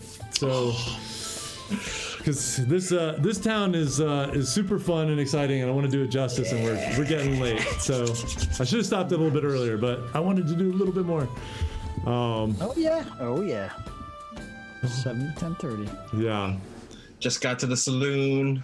Got to Walk the saloon. in. Yeah. Sun Wouldn't it be to our nice to be able to backs. go to a saloon? Yes. Like, Right? I really miss Yes. bars. God. Oh. One day. One day. All right. But, y'all, that was super fun as always. Thank you all for joining us. Thank you for the follows and the subs and the love. Yes. Seriously, we love you guys, and we do it for you, so we really appreciate the support. Again, we're going to be making some other announcements coming up with some giveaways that we have coming up in the future, so stay tuned for that, especially our big 1K giveaway. In the meantime, we don't have much time. Peter, you wanted to ask a question. Do you want to do that still? You want to save that for next time? I'll save it for next time. Okay, yeah. All right. We're gonna every once in a while we're gonna throw a little Q&A at the end of these sessions, depending on where we end. But we came up pretty close to our stopping point tonight. So Is it a Q&A where we ask our viewers questions or they ask us questions? Oh, we should ask them questions. yeah, we should I ask, know. we should ask all you out there. I like that. Yeah, I might like that. We might do that. We actually need to schedule a chill Q&A so that our new people can meet all our wonderful supporters and all that. So just be on the lookout for that as well. In the meantime, Do a little of both. Yeah. be safe. Wear your masks. Please. And Yes. we love you. We'll see you next Friday. Let's look out for each other and play D&D if you're not playing D&D. All right. Happy Yes. Friday! Happy Friday. Have a great weekend, everyone. For the weekend, folks. Take care. Bye.